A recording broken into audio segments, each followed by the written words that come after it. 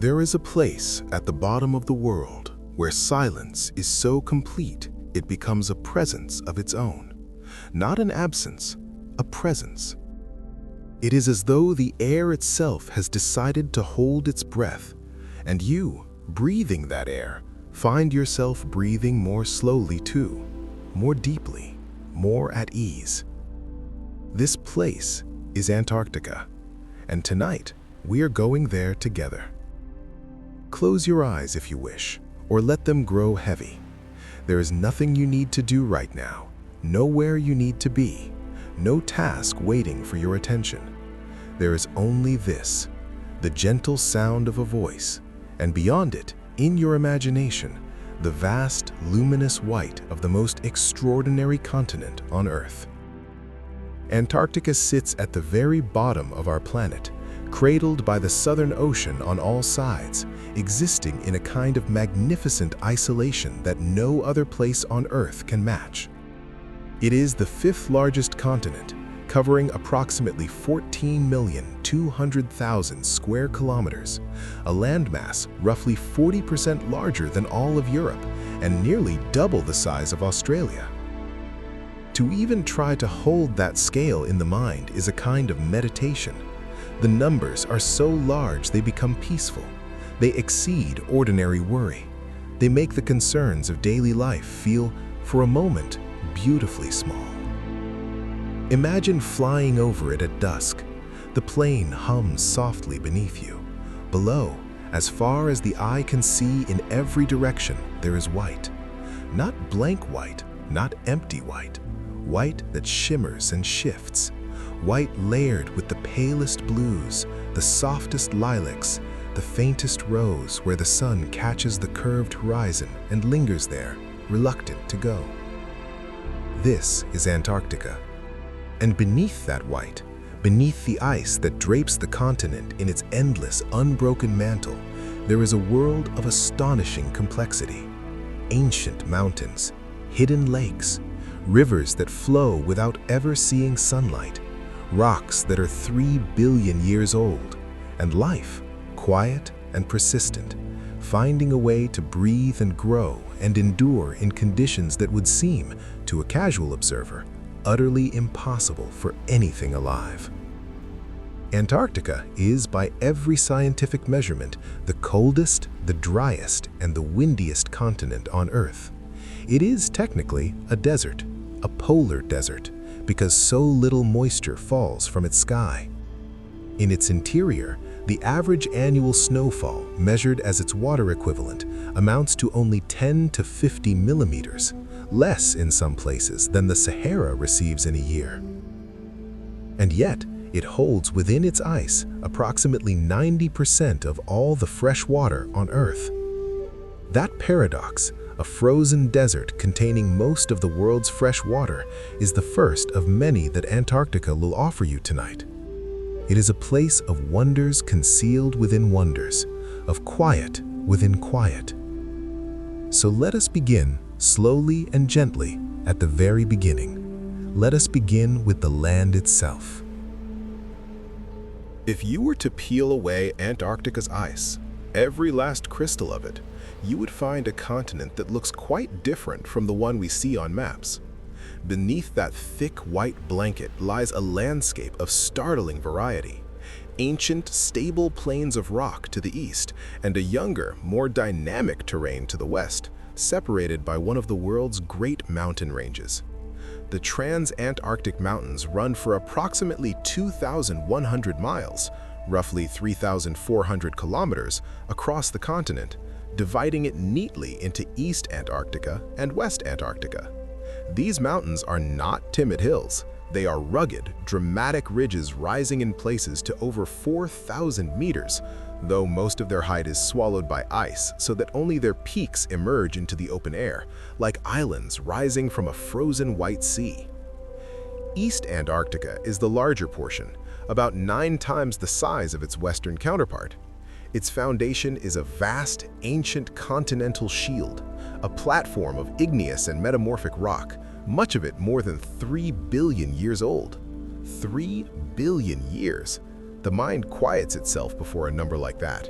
To hold it, you have to let go of ordinary time altogether and drift into a different kind of awareness, the slow, geological awareness of deep time, where centuries are as brief as heartbeats and the movement of a continent across the face of the Earth is simply one long, unhurried journey.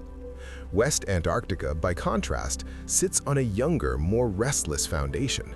It is shaped by what geologists call the West Antarctic Rift System, one of the largest volcanic provinces on the planet, a region where the crust is stretched and fractured, and, in places, very much alive.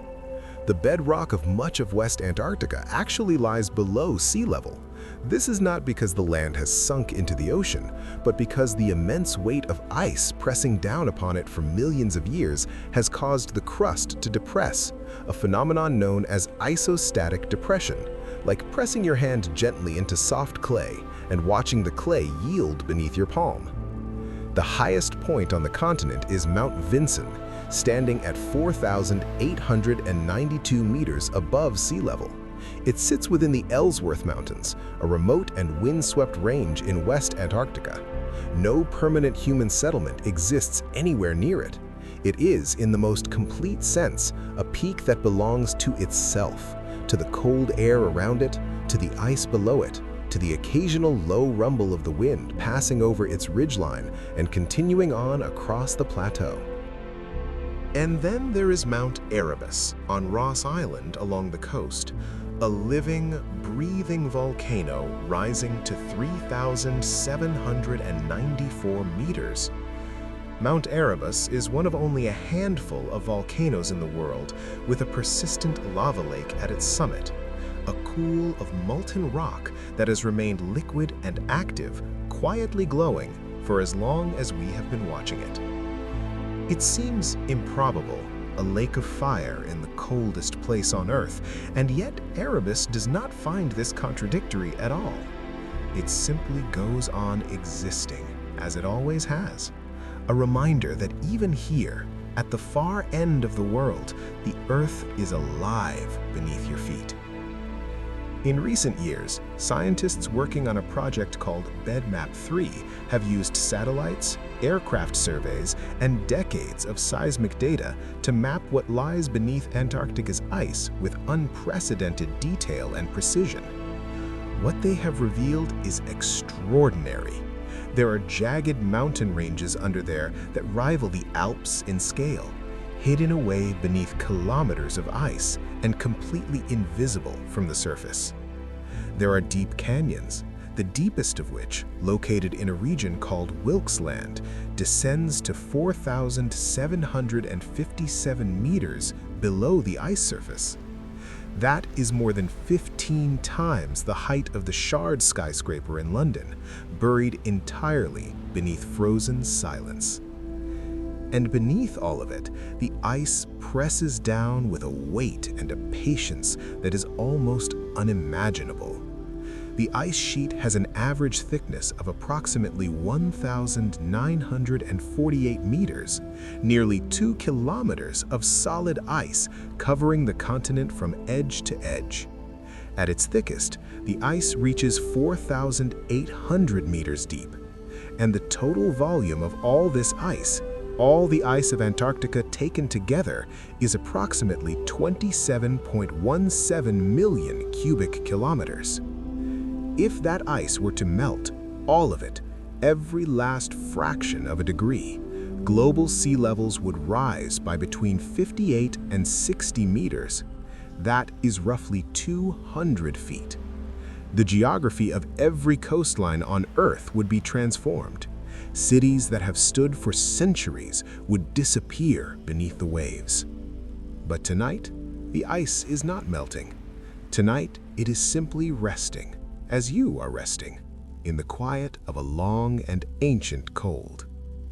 The ice has been here for 34 to 38 million years, accumulating slowly, patiently, one snowfall at a time, compressing under its own weight until it became the vast and extraordinary thing it is today.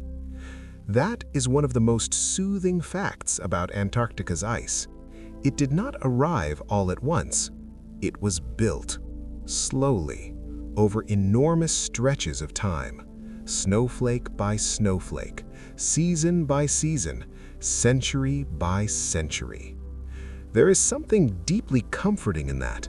The idea that patience, accumulated over millions of years, can become something as solid and enduring as a continent. To truly understand Antarctica, we need to travel backward through time, not just centuries, but tens of millions of years.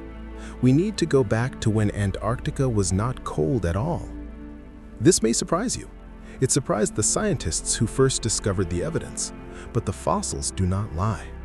On Alexander Island and James Ross Island, researchers have found the preserved bones of dinosaurs, the delicate impressions of ferns, the ghostly outlines of temperate forest trees. Antarctica was once a verdant, living, breathing landscape, a place of warm winds and green canopies, of animals moving through undergrowth, of rivers running clear over rocky beds beneath an open sky. 200 million years ago, Antarctica was part of a single vast southern landmass that geologists call Gondwana. This supercontinent brought together the lands we now know as South America, Africa, India, Australia, New Zealand, and Antarctica, all joined, all continuous, all sharing the same forests and the same skies. Life moved freely across this enormous expanse. There were no oceans to separate them, no cold barriers to isolate one ecosystem from another. Gondwana was one world. And then, slowly, with the slow certainty of geological processes, it began to come apart. The rifting began approximately 180 million years ago. Africa and South America started to peel away from Antarctica's western margin. By 125 million years ago, the Indian subcontinent had separated and begun its long northward journey, a journey that would eventually bring it, tens of millions of years later, into collision with Asia, raising the Himalayas in the process. Australia followed, drifting northward, and New Zealand too. And Antarctica was left behind, isolated at the South Pole, gradually losing its connection to the warmer world, beginning for the first time in its long history to cool. The critical moment came approximately 35 million years ago, when the final tectonic separation occurred, the opening of the Drake Passage, the gap of water between the southern tip of South America and the Antarctic Peninsula. This narrow seaway, widening over millions of years, allowed for the formation of the Antarctic Circumpolar Current, an unbroken ring of ocean flowing around the entire continent. This current became a thermal barrier, a wall of cold water that prevented warm tropical ocean circulation from ever reaching Antarctica's shores. And the cold came. Not all at once, not catastrophically, but steadily, persistently, over millions of years. The temperature dropped, the glaciers grew, the ice sheet established itself, and the continent that had once been warm and green became the silent, frozen world we know today.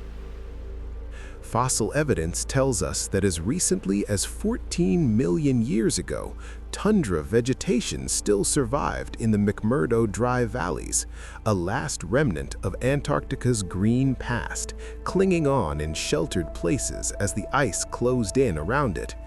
And then, even that was gone, and the continent surrendered entirely to its long, cold sleep. What was lost is extraordinary. What remains is equally so. The rock exposed at the edges of the continent, in places where ice has retreated or never fully settled, is some of the oldest on Earth, 3 billion years old.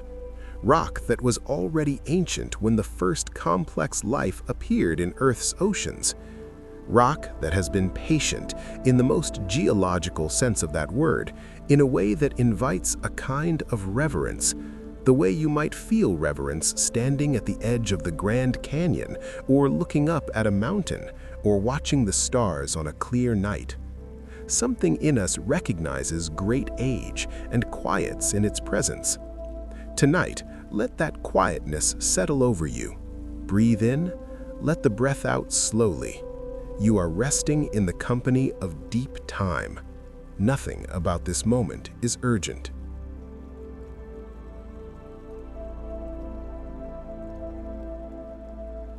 Ice in Antarctica is not a static thing. This is one of the most counterintuitive and wonderful facts about the continent.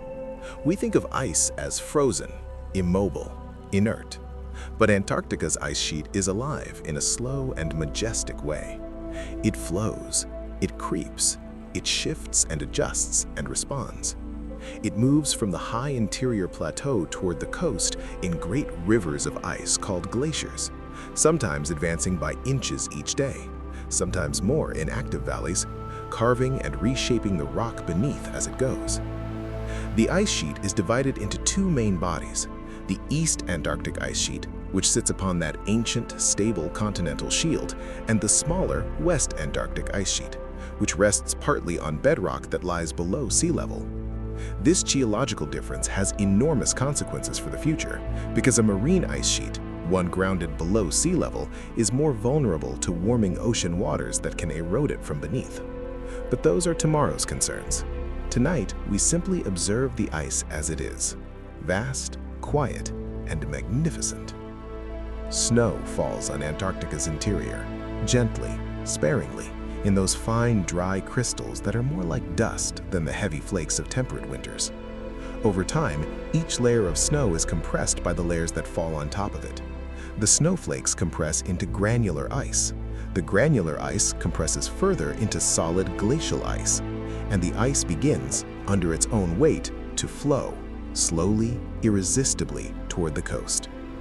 As it flows, the ice carries with it a record of everything that has been deposited from the atmosphere over the centuries: dust from ancient volcanoes, pollen from distant forests, bubbles of air, actual samples of the atmosphere, sealed into the ice at the moment of compression and preserved there, perfectly, for hundreds of thousands of years.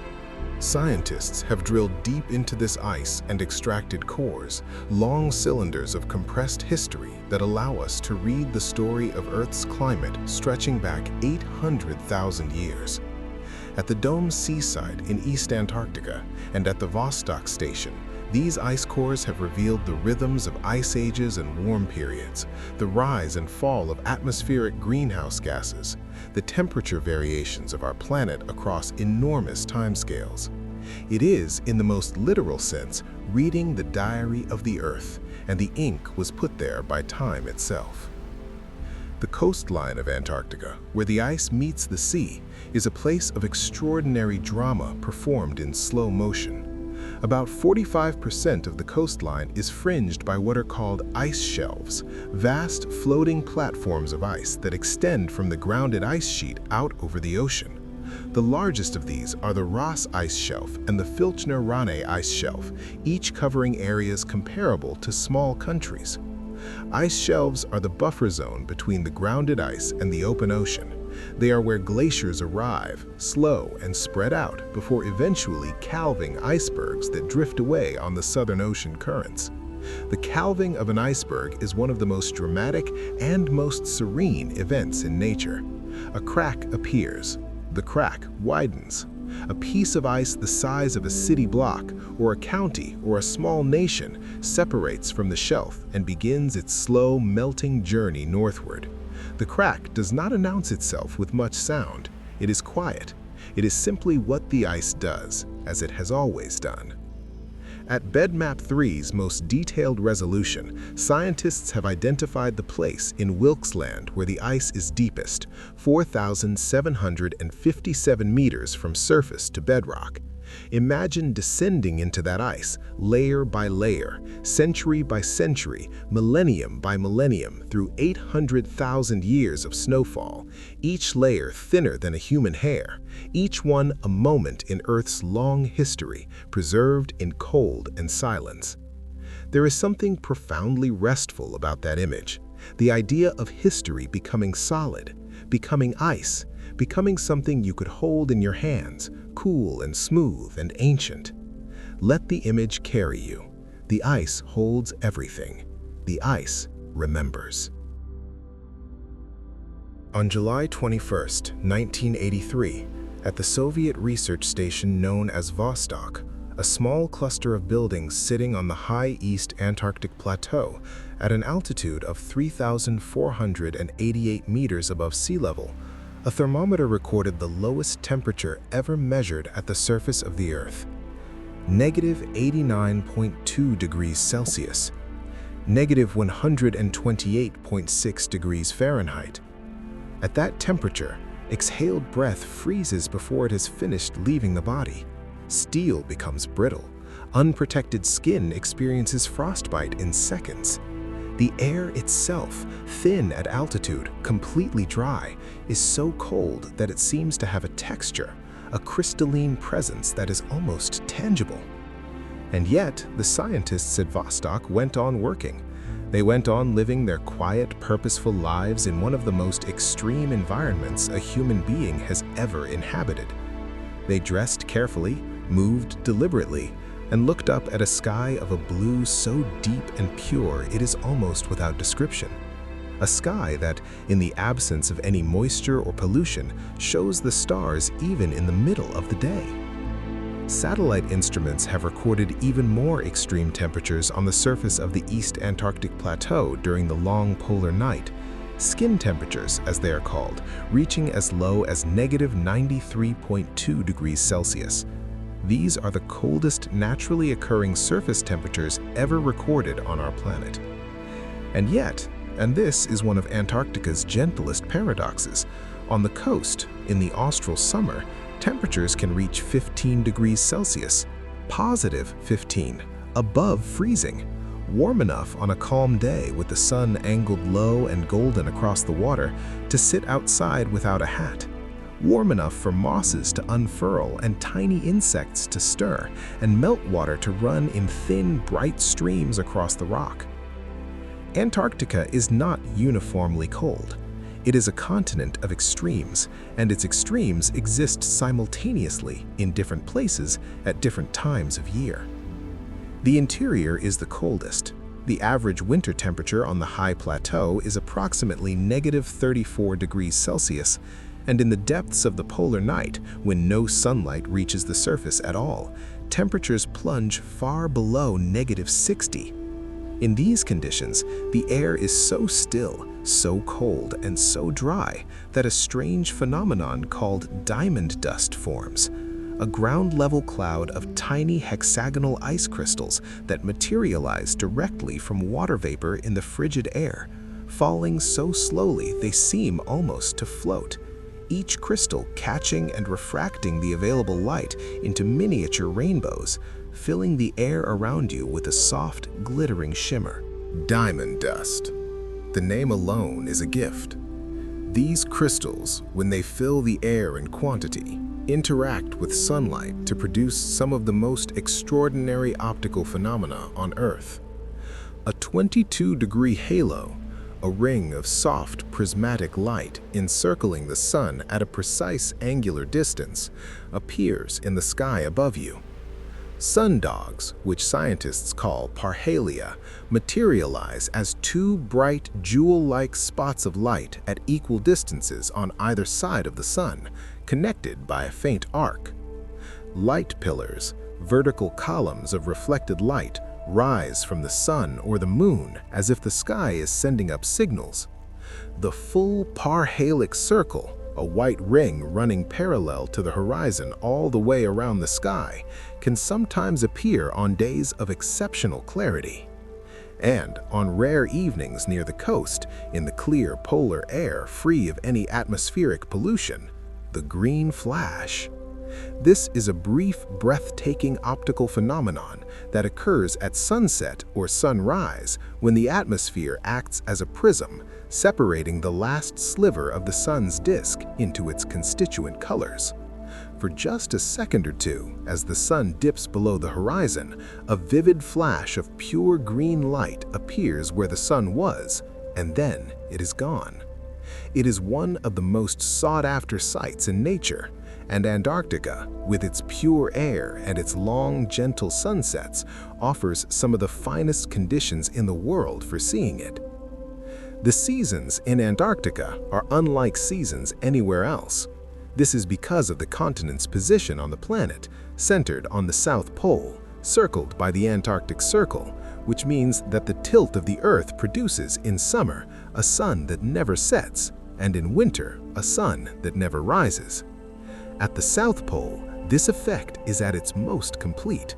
From roughly September, when the sun first crests the horizon after 6 months of absence, it spirals upward through the sky for 6 months of continuous daylight, never setting, simply circling the sky in a long, flat spiral, always at the same low angle, casting long shadows that rotate slowly around you, like the hand of a vast clock. Then it descends again below the horizon, and the long polar night begins.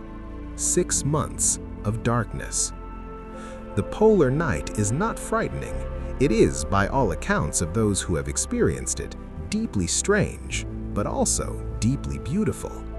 The sky on a clear night at the South Pole, without the sun's glare and without any light pollution from human civilization, is one of the most spectacular skies in the world. The Milky Way arches overhead in a band of light so dense and complex you could spend a lifetime studying it. Stars do not twinkle. The air is so dry and stable that they shine with a steady, unwavering light. And over it all, on the most magical nights, the auroras. The southern aurora, Aurora australis, curtains and ribbons of light, green, red, pink, occasionally blue and white, rippling and shifting across the polar sky with the slow, liquid grace of something alive. The aurora is caused by charged particles from the sun interacting with Earth's magnetic field and exciting the gases of the upper atmosphere. But the mechanism, as beautiful as it is, does not diminish the experience.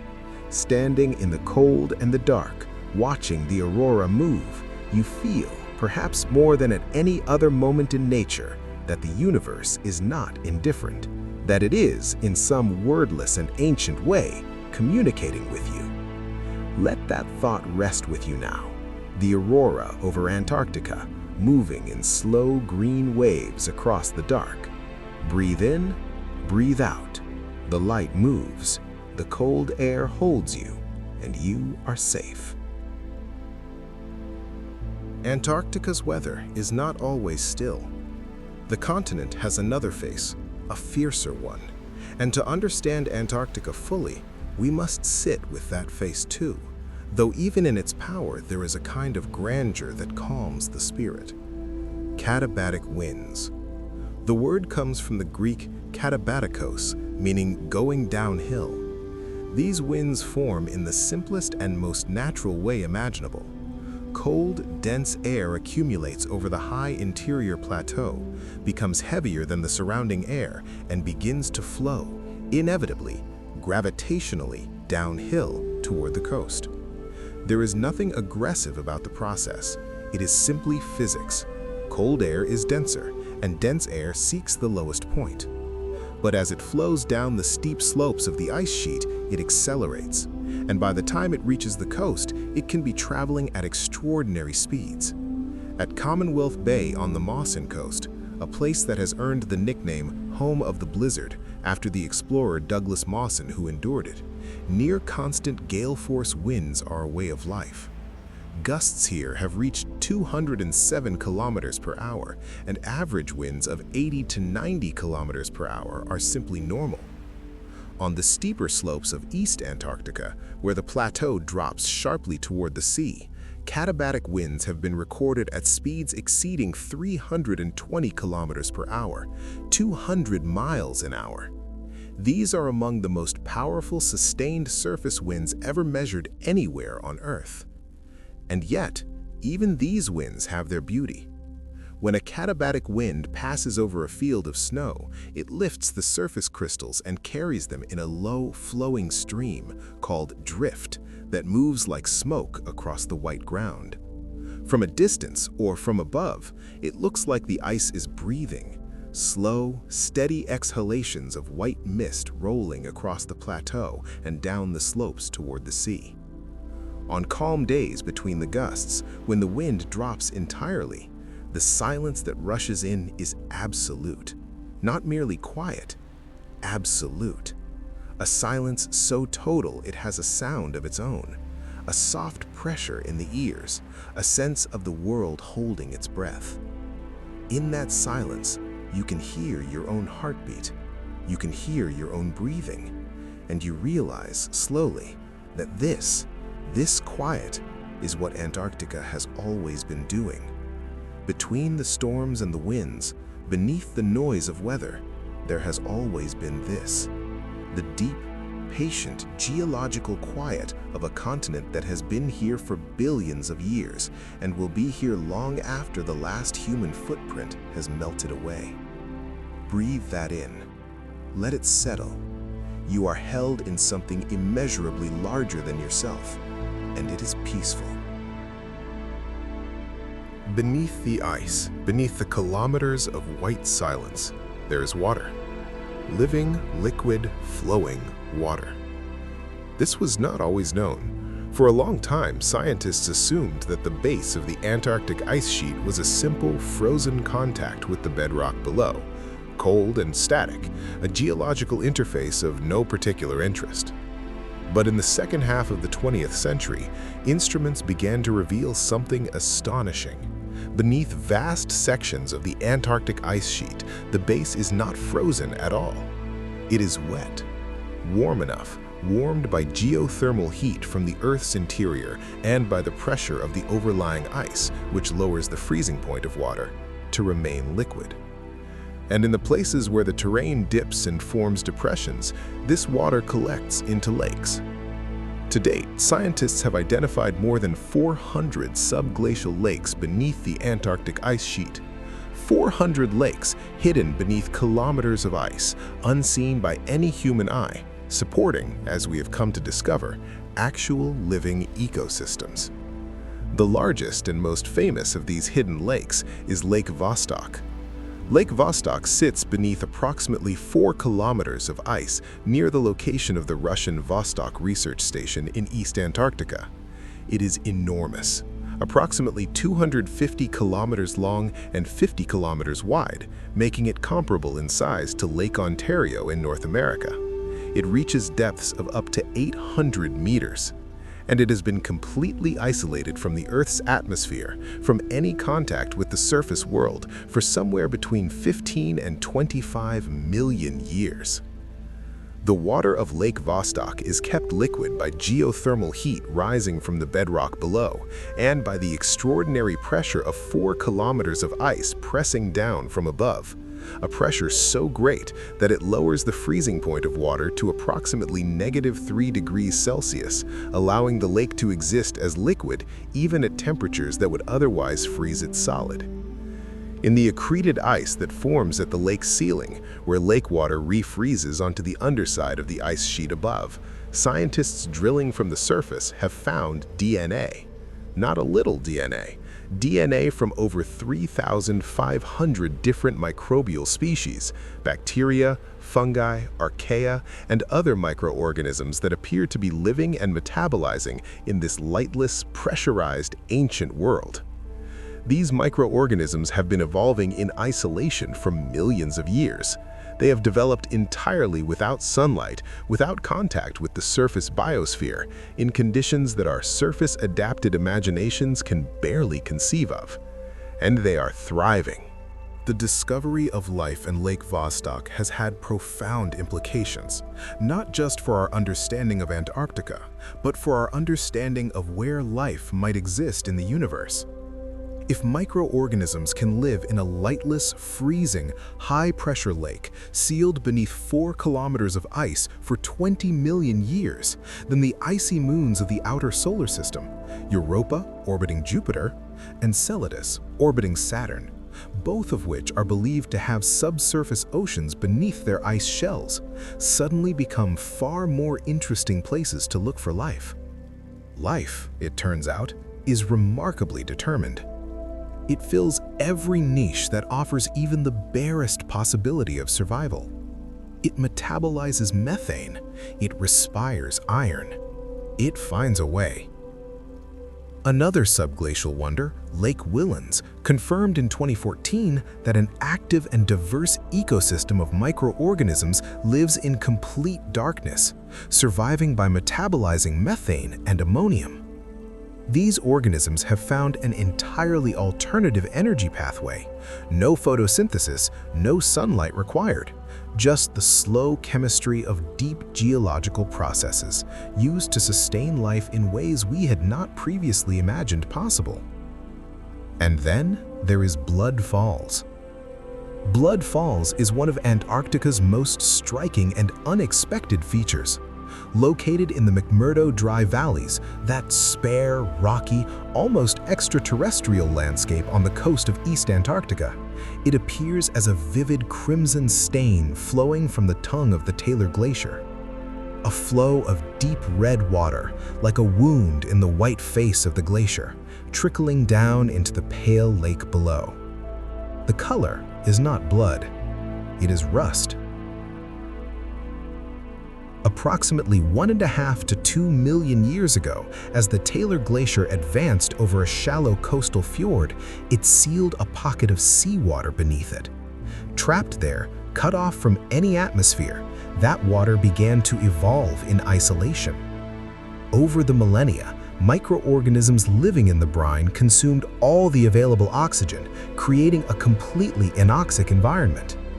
The iron naturally present in the ancient seawater remained in its reduced, dissolved state, ferrous iron, rather than oxidizing. Then, where the glacier's tongue presses close to the surface and creates a tiny outlet, this ancient brine seeps out into the open air. The moment the iron-rich water contacts atmospheric oxygen, it oxidizes, it rusts, and it stains the ice face of the glacier that extraordinary vivid red. Within that hypersaline, freezing, oxygen-free, iron-rich brine, scientists have discovered 17 distinct types of microorganisms, a tiny but complete ecosystem that has been evolving in complete isolation for over 1 million years.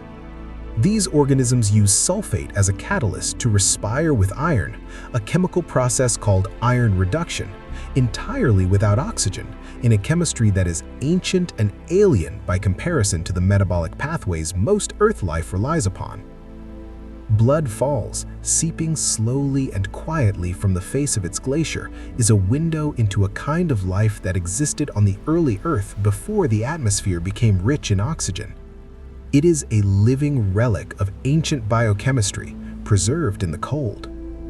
The ice covers it, the cold preserves it, and it flows in its quiet red way, reminding us that life began long before the comfortable conditions we consider normal, and that it has never stopped finding ways to exist in the dark. If you walked into the McMurdo Dry Valleys, you might think for a moment that you had been transported to Mars. The valleys are vast, bare, and absolutely windswept. No ice covers the ground here because the powerful katabatic winds that pour down from the polar plateau evaporate any snow before it can accumulate in a process called sublimation, the ice passing directly from solid to vapor without becoming liquid. The result is a landscape of bare, angular rock and gravel, stony soil, and frozen lakes with thick, permanent ice covers stretching across roughly 4,800 square kilometers in one of the most arid places on the planet. Some parts of the McMurdo Dry Valleys have not seen rain in nearly 2 million years. And yet, even here, life finds purchase. In the thin, sandy soil, nematode worms, microscopic roundworms, survive freeze-drying and rehydration cycles that would destroy almost any other organism. They can be frozen solid, dehydrated to dust, and revived when water returns. They have been here, in these valleys, for longer than human civilization has existed. In summer, when the temperature on valley floors can climb to a relatively mild -5 degrees Celsius during the warmest hours of the day, meltwater streams flow briefly, carrying algae and bacteria in their clear, cold currents, depositing them in salty lakes that have been here since the glaciers last receded. These lakes, Lake Bonney, Lake Hoare, and Lake Vonda, are permanently covered by ice 3 to 5 meters thick, but beneath that ice cover, liquid water persists year-round, and in it, microbial mats of algae and bacteria form layered communities of astonishing complexity, living on the tiny amount of light that filters through the ice above them. On the rocks themselves, on sunny, north-facing surfaces where just enough warmth accumulates in summer, cryptoendolithic organisms live inside the rock itself. Algae, fungi, cyanobacteria that have pushed their way into the pores and cracks of translucent rocks like sandstone and quartzite, living just beneath the surface, protected from the wind and the cold by a millimeter or two of stone, using the faint light that passes through as their energy source. Living inside stone, in one of the coldest, driest places on Earth, surviving, persisting, century after century in utter, patient silence. NASA has used the McMurdo Dry Valleys as a test site for Mars rovers and spacesuits precisely because the conditions mimic the Martian surface more closely than anywhere else on Earth.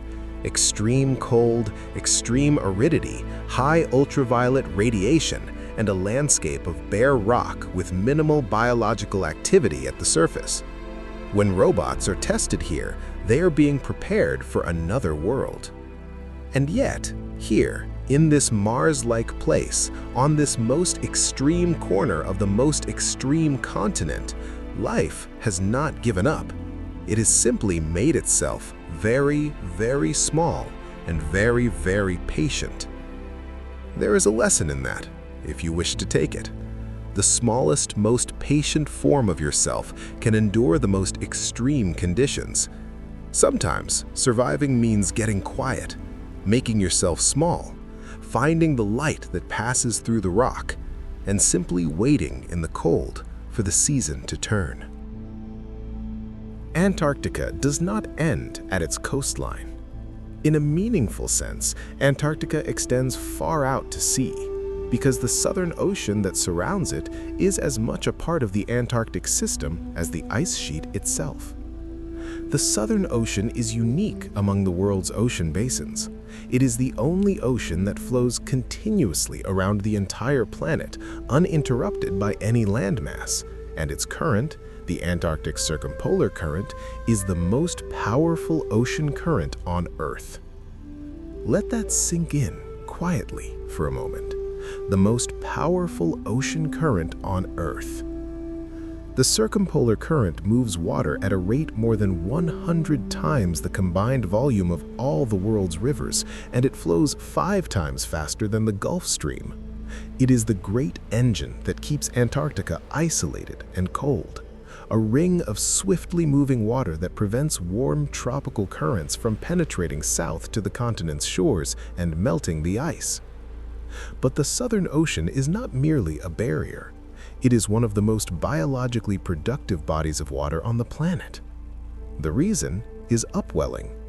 In the Southern Ocean, deep, cold, nutrient-rich water is continuously brought to the surface by the action of winds and currents.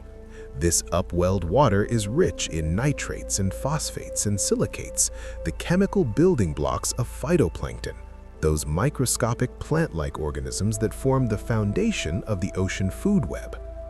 In summer, when sunlight returns to the Southern Ocean, these nutrients fuel explosive blooms of phytoplankton that turn vast swaths of the ocean a milky green, visible even from space. And feeding on those phytoplankton, in their billions, in their dense living swarms, is Antarctic krill. Antarctic krill, Euphausia superba, are small crustaceans, shrimp-like creatures about 5 to 6 centimeters long that are, quite literally, the keystone species of the Southern Ocean ecosystem.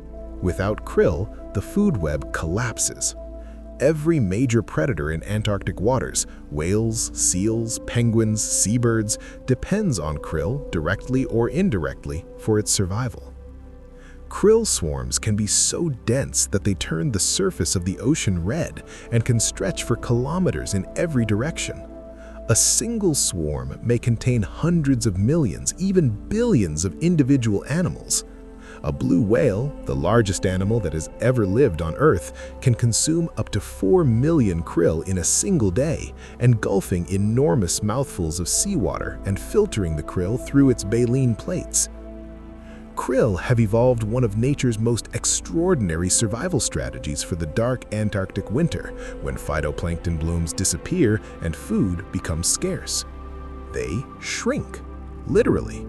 Adult krill can regress their own bodies to a juvenile state, reducing their size and metabolic demand so dramatically that they can survive for months on their own body reserves or by scraping the algae that grows on the underside of the sea ice. When food returns in spring, they grow again. A krill can live for up to 6 years, surviving multiple cycles of feast and famine through this remarkable physiological flexibility. The Southern Ocean also plays a role of global significance that has nothing to do with biology. It is one of the primary drivers of the global ocean conveyor belt, the vast planet-wide system of ocean circulation that carries heat, oxygen, carbon, and nutrients around the Earth's ocean basins. Here is how it works. Around the shallow continental shelves of Antarctica, in winter, sea ice forms. As seawater freezes, it expels the salt it contains into the water below, making that water saltier and therefore denser. Cold and salty, and therefore very, very dense, this water, called Antarctic bottom water, sinks to the ocean floor. It is the heaviest ocean water on Earth.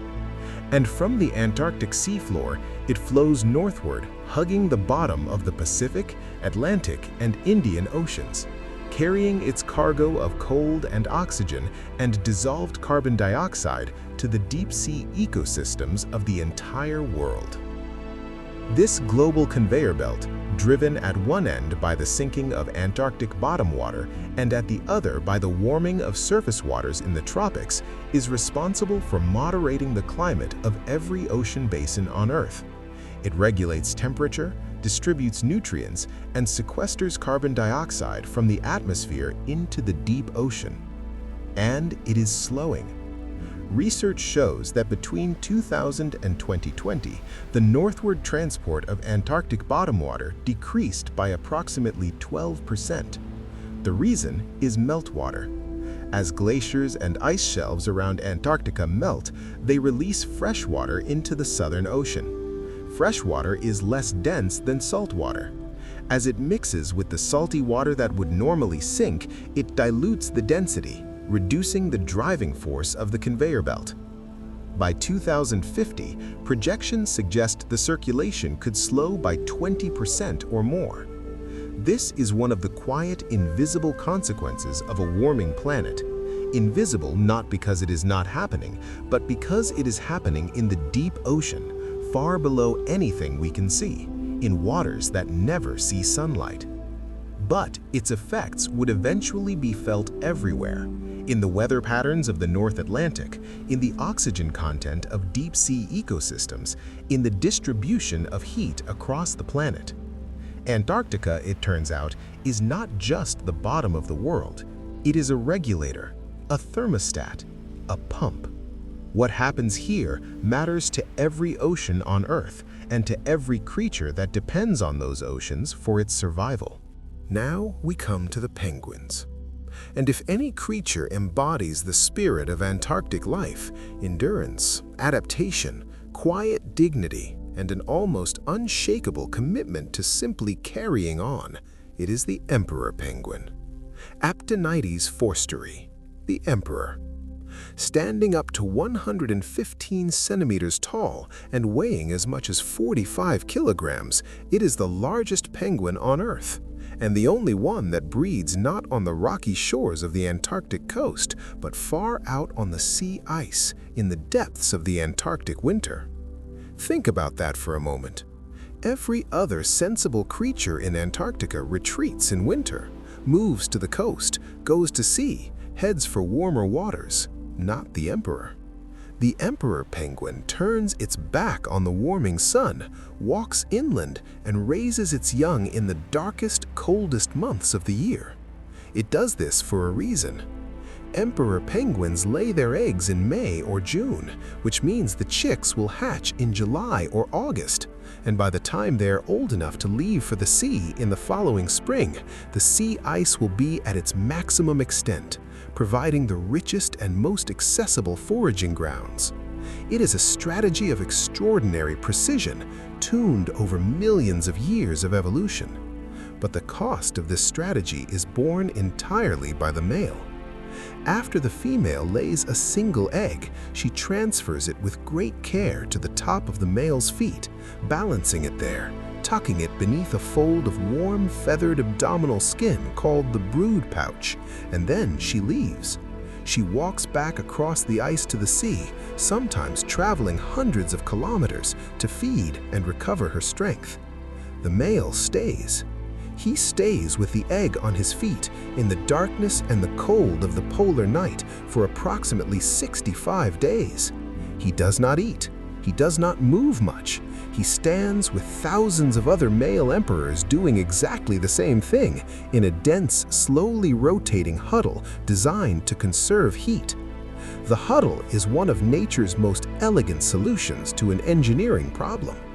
Thousands of penguins crowd together, their backs to the wind, their eggs on their feet, their bodies pressed against one another's. The interior of the huddle can reach a temperature of 37.5 degrees Celsius, body temperature, even when the ambient air around the huddle is -60. Each penguin on the cold exterior gradually shuffles inward as those in the center, now warm, move outward. The huddle breathes and shifts and circulates continuously so that no individual spends too long in the cold and no one is abandoned to the wind. The heat generated by their collective metabolisms, shared and redistributed through this slow, choreographed movement, is enough to sustain them through the longest, darkest, coldest weeks of the year. Emperor penguins are also extraordinary divers. When they go to sea in the spring and summer months, they can dive to depths of more than 500 meters and have been recorded as deep as 565 meters, holding their breath for as long as 22 minutes. Their bodies are adapted for this in remarkable ways. Their blood and muscles can store oxygen in quantities far beyond what most other birds can manage, and their bodies can tolerate extremely low oxygen levels before they are forced to surface. They dive through water so cold it would kill most animals in minutes, hunting fish and squid and krill in the blue-black depths of the Ross Sea. Their streamlined bodies and stiff, flipper-like wings propel them through the water at speeds of up to 9 kilometers per hour. They are, in the water, as graceful as they are comical on land. Emperor penguin chicks, when they hatch in the dark of midwinter, are covered in soft gray down and are entirely dependent on their father for warmth. The father tucks the chick into his brood pouch, keeping it warm against the cold, feeding it with a secretion produced in his esophagus, a protein-rich liquid that sustains the chick until the mother returns from sea. When the mother finally returns, the male, having lost up to 45% of his body weight during his months of fasting, passes the chick the cross and heads immediately for the sea to feed. The chick grows rapidly through spring, fed by both parents, alternating shifts between the colony and the foraging grounds at sea. By summer, the chicks gather in creches, large groups huddling for warmth and safety while both parents are away at sea. Then, when the sea ice breaks up and the summer reaches its height, the young emperors, now in their first proper plumage, make their way to the water and dive in for the first time, instinctively knowing how to swim in a world they have never seen. The Adelie penguin shares the distinction with the emperor of being the only penguin species that breeds on the Antarctic continent itself, though in a very different fashion.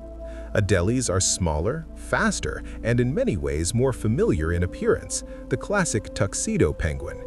They breed in enormous, noisy rookeries on rocky Antarctic shores in summer, building nests of small stones and raising 2 chicks with both parents sharing incubation and feeding duties. When not breeding, Adelies are accomplished sea ice specialists, traveling vast distances across the frozen Southern Ocean, hunting for krill and fish beneath the ice. Other penguin species, gentoo, chinstrap, king, breed on the sub-Antarctic islands and the Antarctic peninsula, but it is the emperor and the Adelie that have truly claimed Antarctica as their home. In the quiet of this moment, with all the world's concerns set aside, think of those emperors, standing in the dark on the sea ice with eggs on their feet, shuffling slowly, incrementally through the blizzard, warm at the center, cold at the edge, and turning, always turning so that every one of them has a chance at warmth. There is something deeply, quietly beautiful about that arrangement, a community built not on hierarchy or competition, but on the simple, shared need to survive the cold and the willingness to take your turn at the edge. 6 species of seal inhabit the waters and ice of Antarctica, and each one is a study in elegant adaptation. The most southerly of them, and in the whole world, the most southerly breeding mammal, is the Weddell seal. Weddell seals live farther south than any other seal species, occupying territories on the fast ice, the ice that is attached to the coast and does not drift, around the entire Antarctic continent.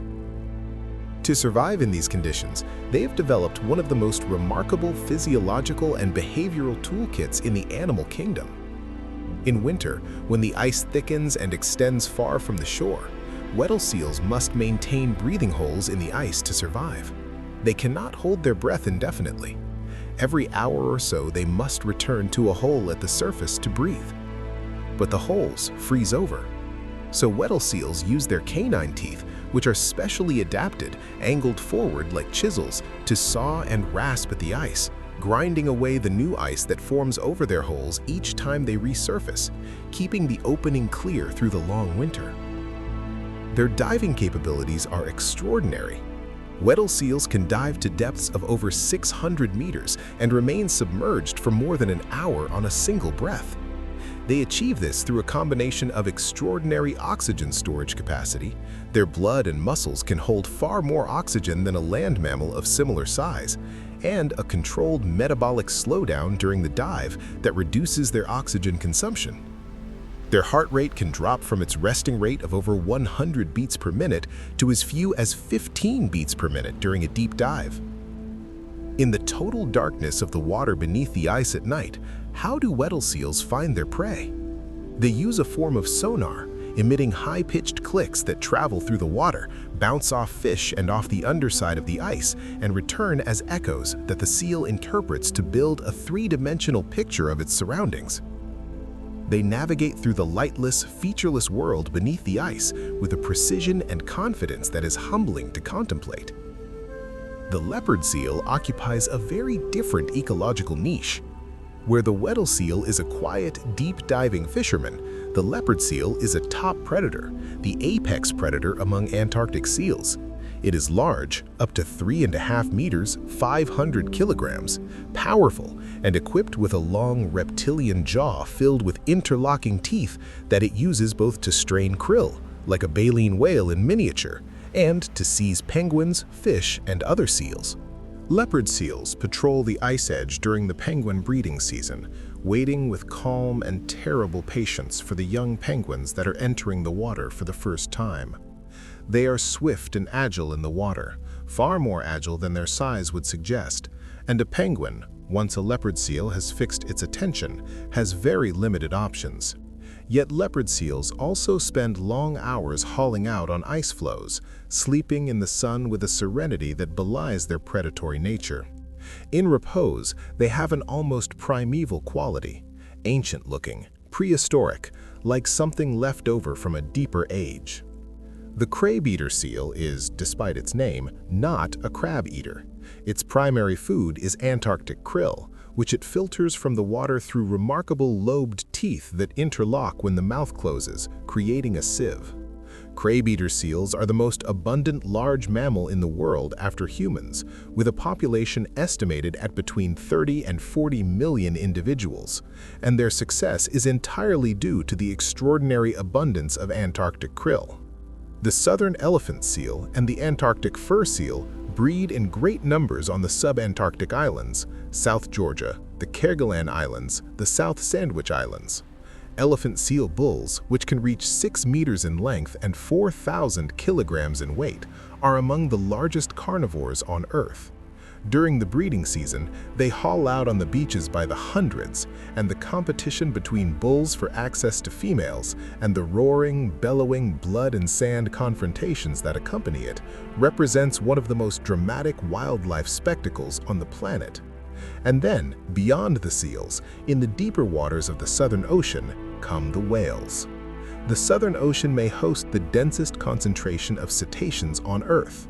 6 species of baleen whale and several toothed whales frequent Antarctic waters during the summer feeding season, drawn by the extraordinary abundance of krill. The Antarctic minke whale, small by whale standards at around 10 meters, is the most numerous baleen whale in Antarctic waters and perhaps the least celebrated. Minkies are inquisitive and sometimes approach boats with what seems like genuine curiosity, rolling at the surface, lifting their narrow rostrum above the water to look at the strange visitors.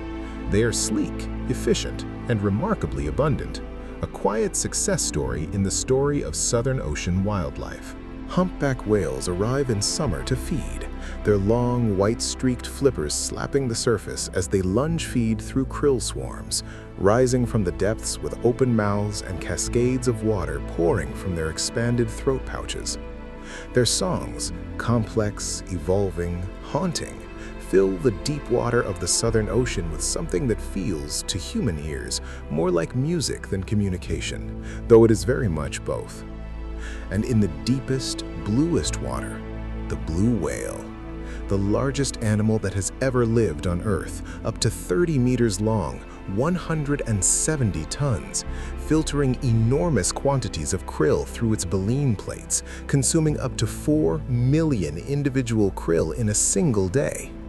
Blue whales were hunted almost to extinction by the whaling industry of the 20th century, with the Southern Ocean as the primary killing ground. Their numbers are recovering slowly, but the population remains a fraction of what it once was. To see a blue whale, even at a distance, to see that unimaginable length rolling through the water, is to understand viscerally why some things need protecting. And then, the orcas. Orcapods patrol Antarctic waters year-round. Antarctica may host as many as 160,000 killer whales, the largest orca population on Earth. Antarctic orcas have diversified into distinct ecotypes, populations that hunt different prey using different techniques. Some specialize in fish, some in seals, some in minke whales, using coordinated hunting strategies of remarkable sophistication, creating waves to wash seals from ice floes, or working together in groups to herd and exhaust whale calves.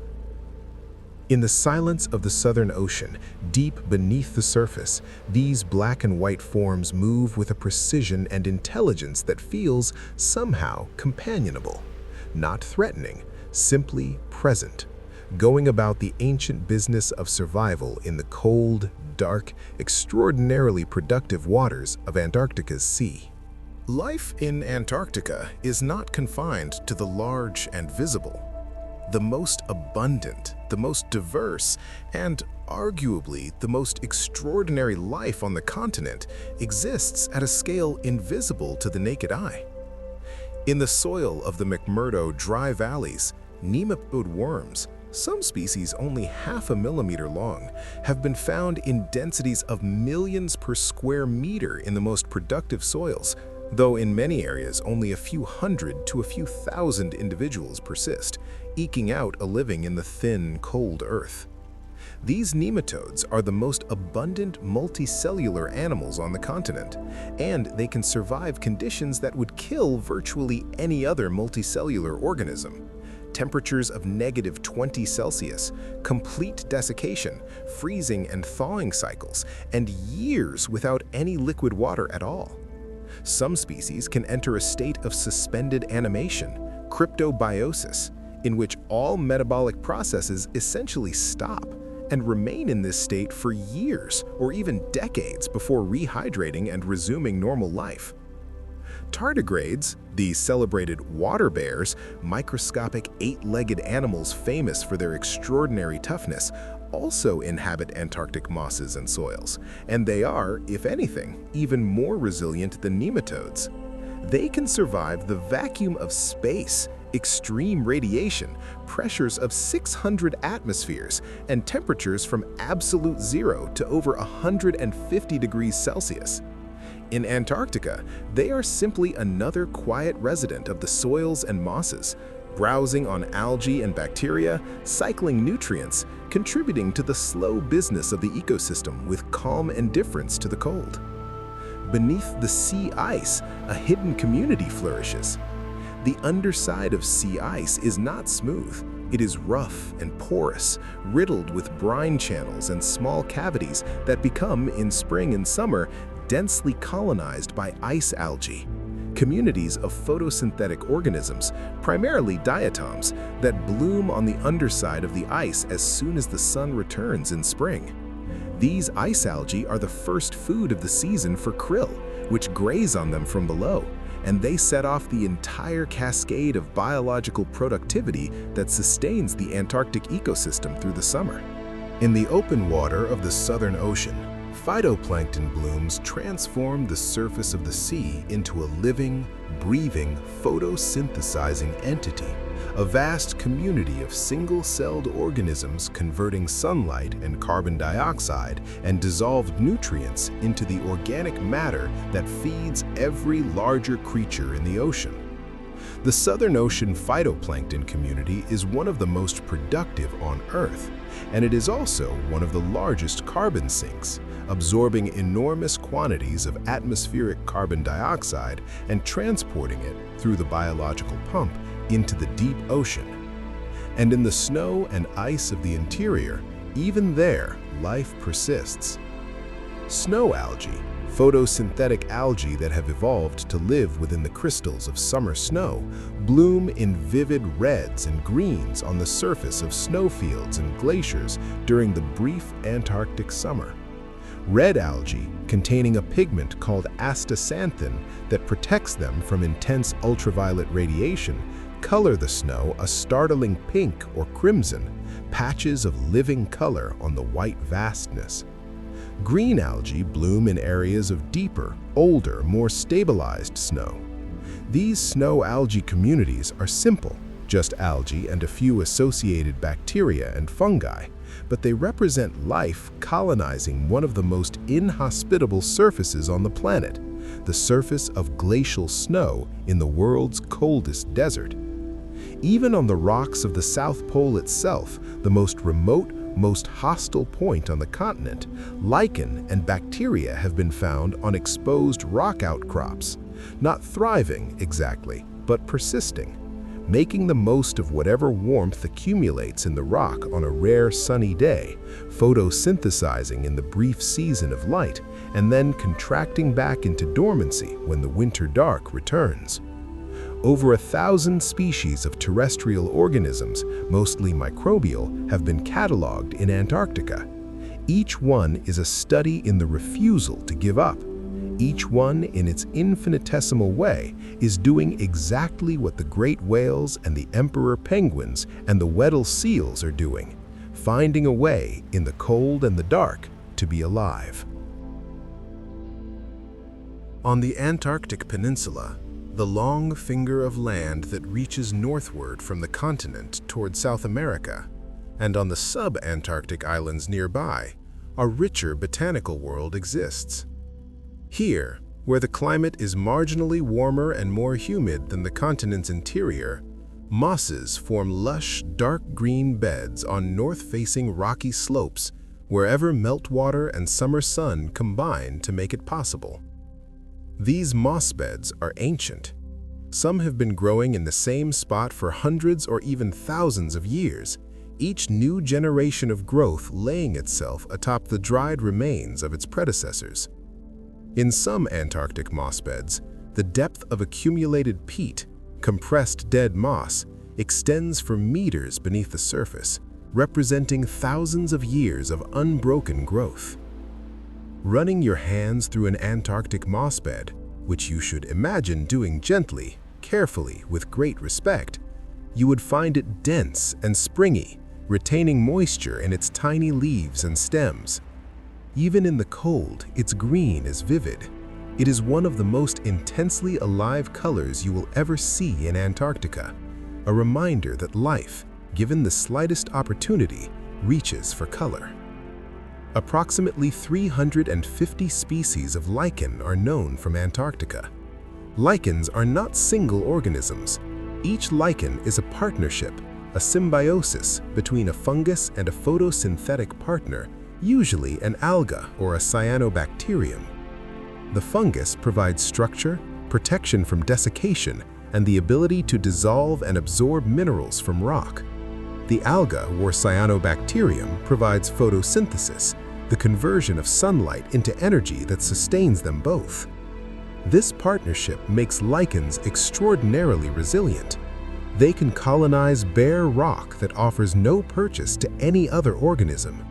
They can survive desiccation to the point of becoming dust and rehydrate and resume full metabolic activity within hours.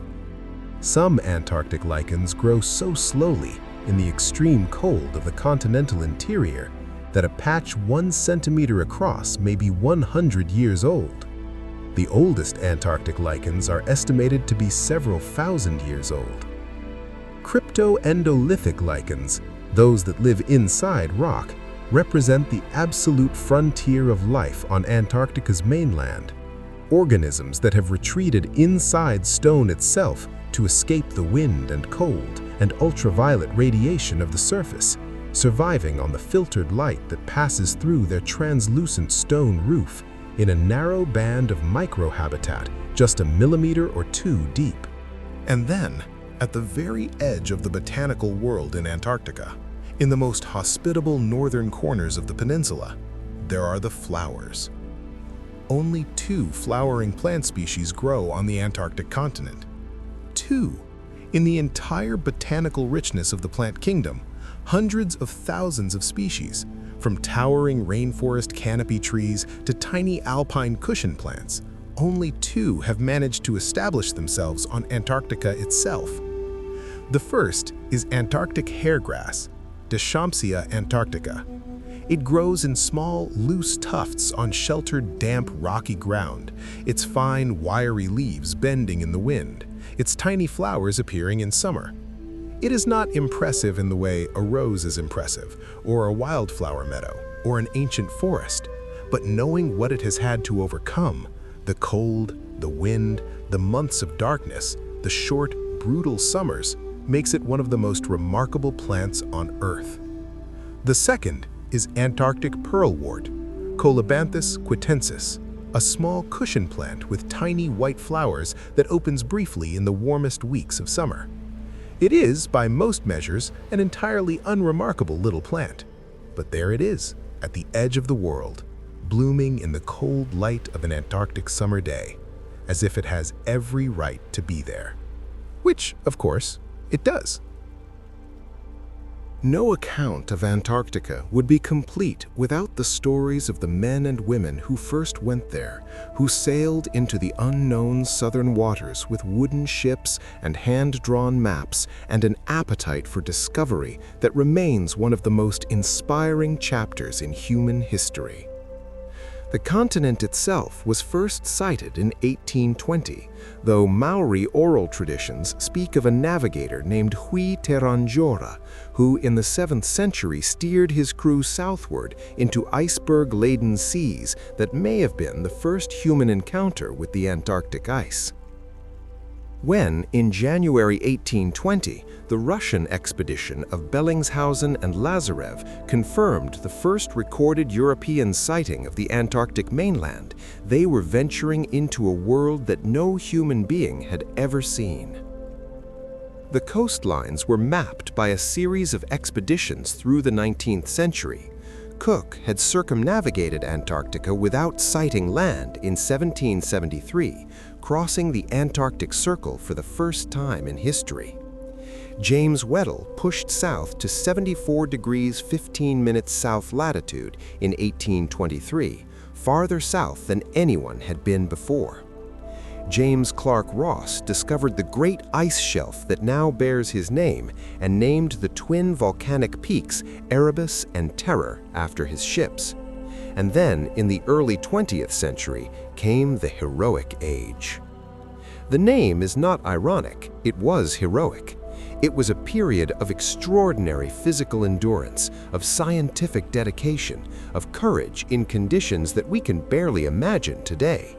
Men traveling across an unknown continent on foot in temperatures that could kill in minutes, with equipment and food supplies that were, by any modern standard, woefully inadequate. Ernest Shackleton led his Nimrod expedition in 1907 to 1909, pushing to within 97 nautical miles of the South Pole before turning back, the closest any human had yet been to the pole, and a decision that saved his team's lives.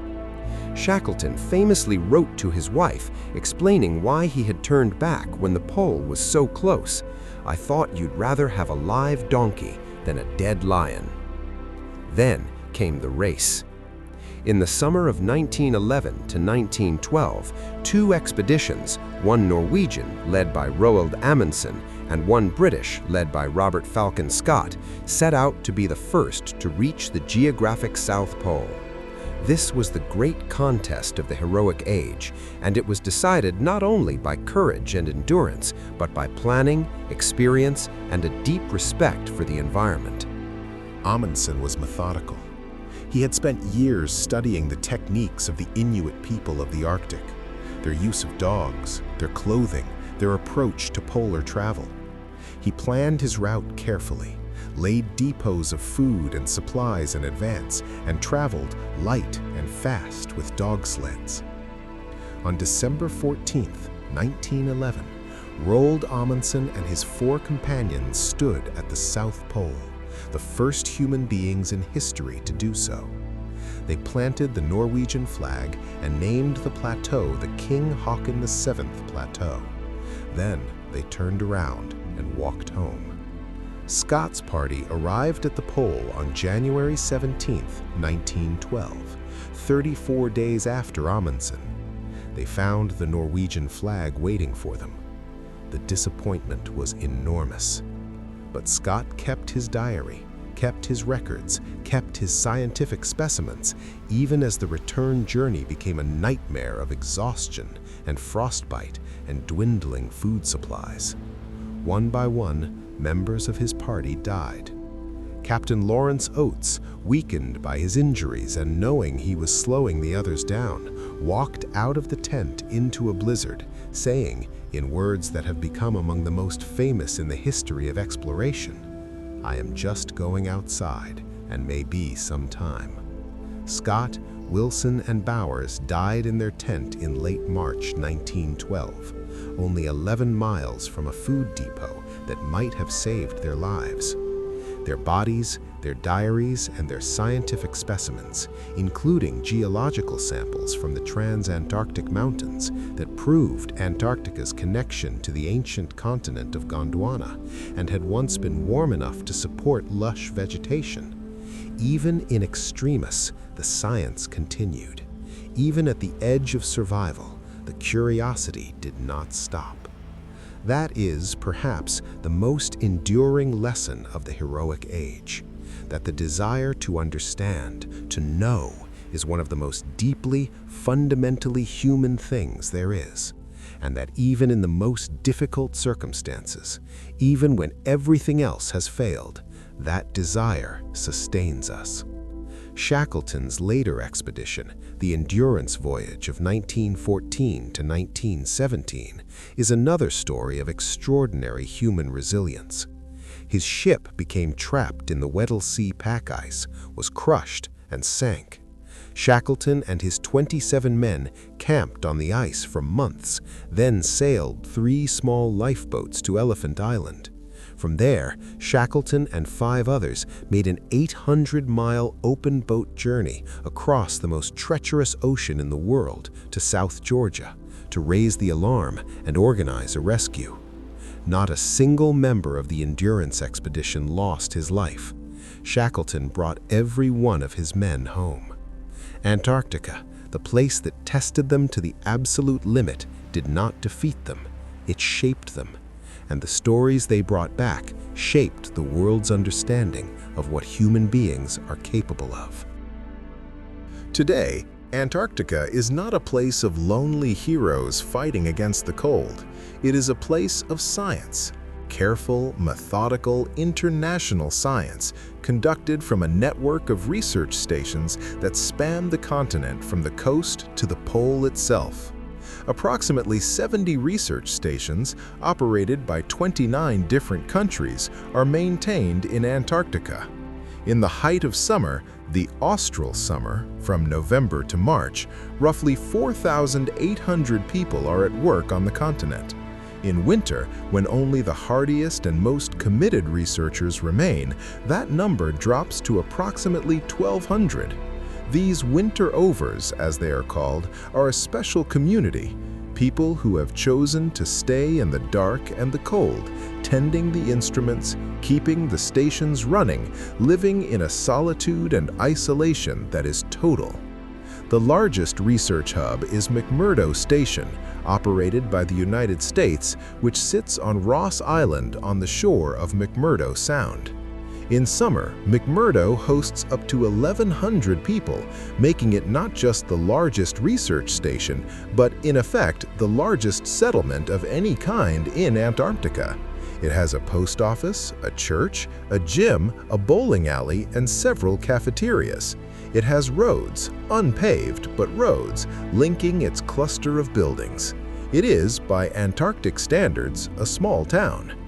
At the opposite end of the scale of comfort and convenience sits the Amundsen Scott South Pole Station, perched at 90 degrees south, the exact geographic South Pole, at an altitude of 2,835 meters above sea level. The pole station is cold in summer, average summer temperature around -28 degrees Celsius, and in winter almost incomprehensibly cold, average around -60 with extremes approaching -80. In summer, about 150 researchers and support staff work there. In winter, approximately 40 people remain, the winter over crew, who will not see any new human face for 8 months. Living at the South Pole is, by all accounts, an experience of profound strangeness and profound beauty. The sun circles the sky for 6 months without setting. The snow surface is pristine, unmarked, extending to the horizon in every direction. The atmosphere is so thin and dry that your lungs work harder than they do at sea level, and the cold makes every breath a small act of effort. And the sky, when the clouds clear, and especially in winter when the aurora comes, is one of the most astonishing things a human being can witness. Elsewhere around the continent, stations like Rothera, British Antarctic Survey, Casey and Davis, Australia, Concordia, Italy and France jointly, Neumayer, Germany, and Mirny and Vostok, Russia, maintain year-round or seasonal research programs covering everything from atmospheric chemistry to seismology, from ice core drilling to marine biology, from astronomy to human physiology. The research carried out at these stations has, over the decades, transformed our understanding of the Earth and our place in it. At Halley Station, operated by the British Antarctic Survey on the Brunt Ice Shelf, scientists in the 1980s made one of the most consequential discoveries in the history of environmental science: The ozone hole. In 1985, researchers at Halley published data showing that the ozone layer over Antarctica had thinned dramatically since the 1970s, creating a seasonal hole of depleted ozone that exposed the continent, and eventually the southern hemisphere, to increased ultraviolet radiation. The discovery prompted an international response of unusual speed and decisiveness. The Montreal Protocol of 1987, signed by all nations, phased out the production of the chlorofluorocarbons responsible for the damage. The ozone hole is slowly healing. It is one of the most encouraging stories of international environmental cooperation in history, and it began with quiet, careful measurements made in the Antarctic cold. From the ice cores drilled at Dome C and Vostok, scientists have extracted an unbroken climate record extending back 800,000 years, the longest direct physical record of Earth's climate that we have. These cores show the rhythmic cycling of ice ages and warm interglacials, the precise rise and fall of carbon dioxide and methane in the atmosphere, and the tight correlation between greenhouse gas concentrations and global temperature. They confirm, without ambiguity, that the current rise in atmospheric carbon dioxide is unprecedented in at least 800,000 years of Earth's history. And from the stations across the continent, sensors and instruments of every kind monitor the ice, the atmosphere, the ocean, the seismic activity beneath the crust, the cosmic rays passing through the atmosphere, and the neutrinos passing through the ice. Antarctica is, in the truest sense, a global observatory, a platform from which we watch the Earth and the universe in ways that are possible nowhere else. At the geographic South Pole, beneath the Amundsen-Scott Station, something extraordinary is embedded in the ice. It is called the Ice Cube Neutrino Observatory, and it is the largest particle physics detector ever built. A cubic kilometer of Antarctic ice instrumented with 5,160 digital optical modules suspended on 86 vertical strings frozen into boreholes that extend to a depth of 2,450 meters below the surface. To understand what IceCube is looking for, we need to think about neutrinos. Neutrinos are among the most mysterious particles in the universe. They have almost no mass, less than a millionth of the mass of an electron. They carry no electric charge. They interact with matter so weakly that trillions of them pass through your body every second, coming from the sun, from distant supernovae, from the Big Bang itself, and they pass through without touching a single atom. You could line up a light year of lead, and a neutrino would have a 50-50 chance of passing straight through it without interaction. But occasionally, very, very rarely, a high-energy neutrino does interact with a water molecule, and when it does, it produces a secondary particle that travels faster than the speed of light in that medium, though not faster than light in a vacuum, emitting, as it does, a faint blue glow called Cherenkov radiation. This glow lasts only nanoseconds. It is vanishingly faint.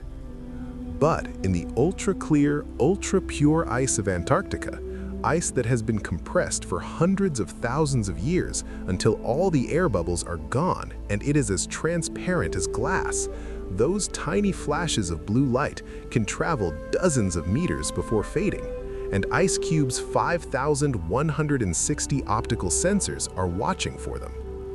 When IceCube detects a neutrino interaction, it can reconstruct the direction from which the neutrino came, not just roughly, but precisely.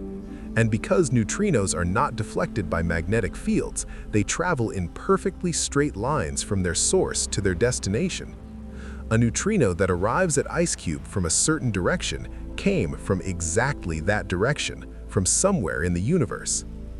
In this way, IceCube is not just a detector, it is a telescope, a neutrino telescope that sees the universe not in light, but in neutrinos. And the universe it sees is extraordinary. High-energy neutrinos have been traced back to specific cosmic sources, blazars, galaxies with enormous black holes at their centers, shooting jets of energy across billions of light years. One neutrino detected by IceCube originated from a blazar more than 4 billion light years away. 4 billion light years. The number is so vast, it becomes a kind of peace. It places all of human history, all of human concern, in a perspective so vast that every worry gently dissolves. IceCube also detected, in real physical experiment, a phenomenon predicted by theoretical physics 60 years earlier, the Glasgow resonance, a very specific interaction between a high-energy neutrino and an electron that produces a distinctive signature. Predicted in 1960, detected for the first time in reality by IceCube. It is the kind of scientific confirmation that sends a quiet thrill through the entire community of physics, a reminder that the mathematical descriptions of reality that we write on chalkboards are not merely abstractions. They describe something real, something that actually happens in the ice of Antarctica, at the bottom of the world. And nearby, in the same pristine ice, Antarctica's other contribution to fundamental science continues: meteorite collection. Antarctica is the best place on Earth to find meteorites.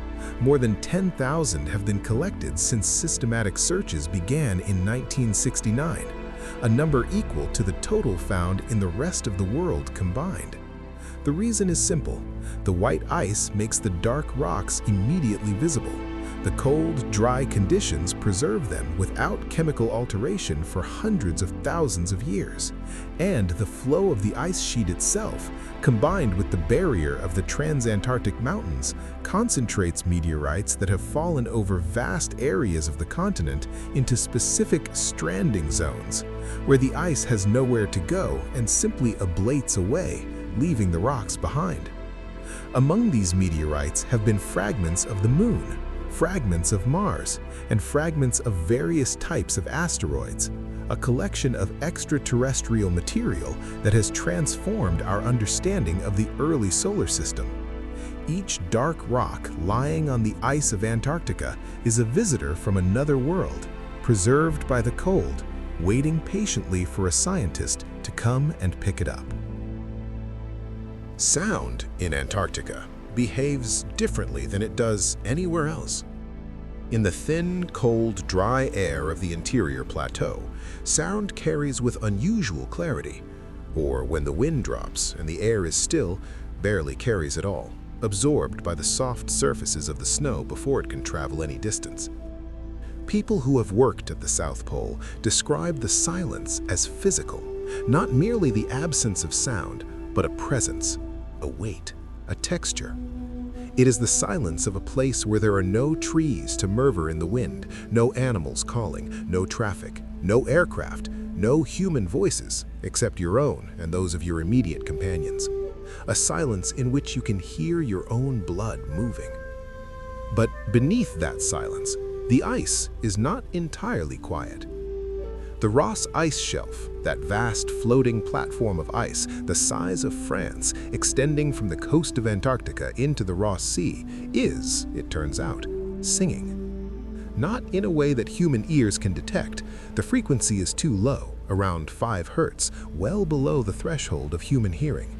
But seismic sensors deployed on the surface of the ice shelf have recorded a near-constant seismic hum, vibrations produced by the wind as it flows over the massive undulating dunes of compacted snow on the shelf's surface.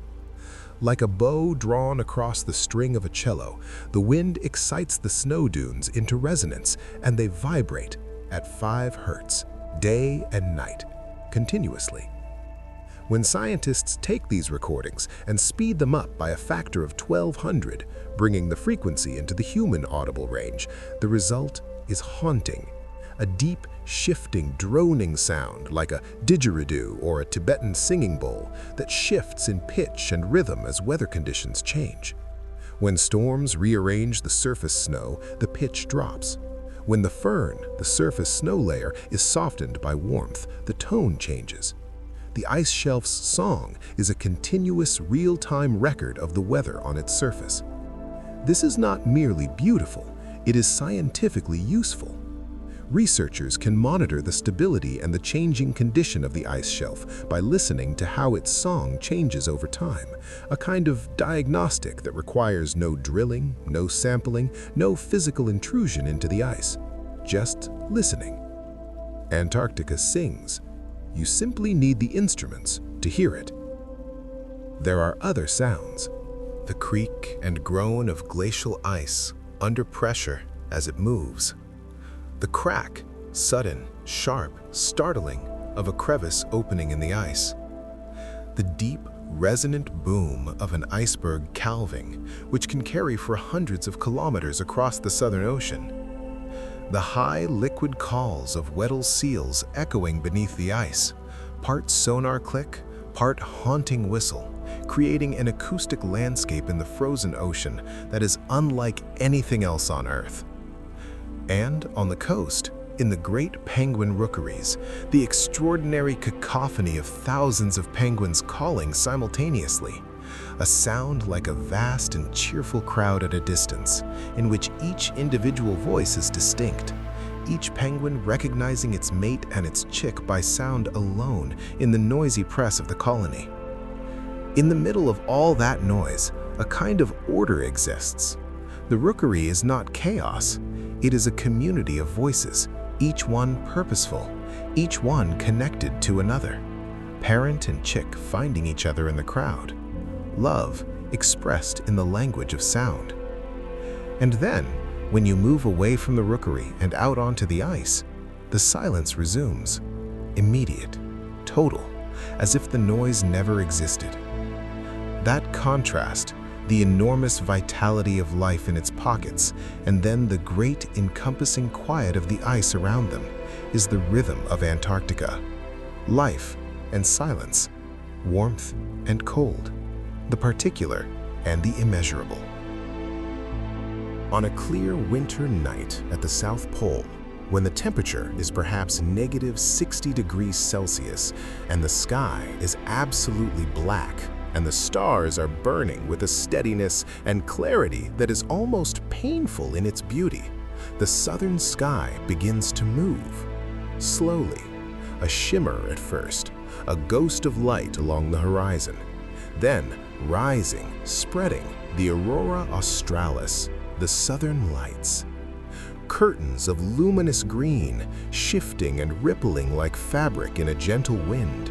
Sometimes tinged with red at the upper edges, where the oxygen in the higher atmosphere is excited differently. Occasionally, on exceptional nights, shots of blue, of pink, of violet crossing the green in brief, brilliant arcs. The aurora is caused by the sun.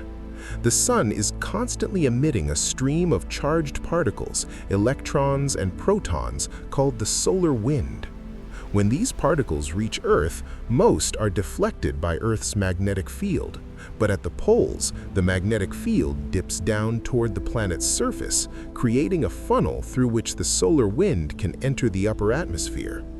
When the charged particles collide with the molecules of oxygen and nitrogen in the atmosphere, at altitudes between 100 and 300 kilometers, those molecules are excited and emit light. Oxygen emits green and red. Nitrogen emits blue and purple. The result from the ground is the aurora, light from the edge of space, reflecting the invisible architecture of Earth's magnetic field, driven by the breath of the sun.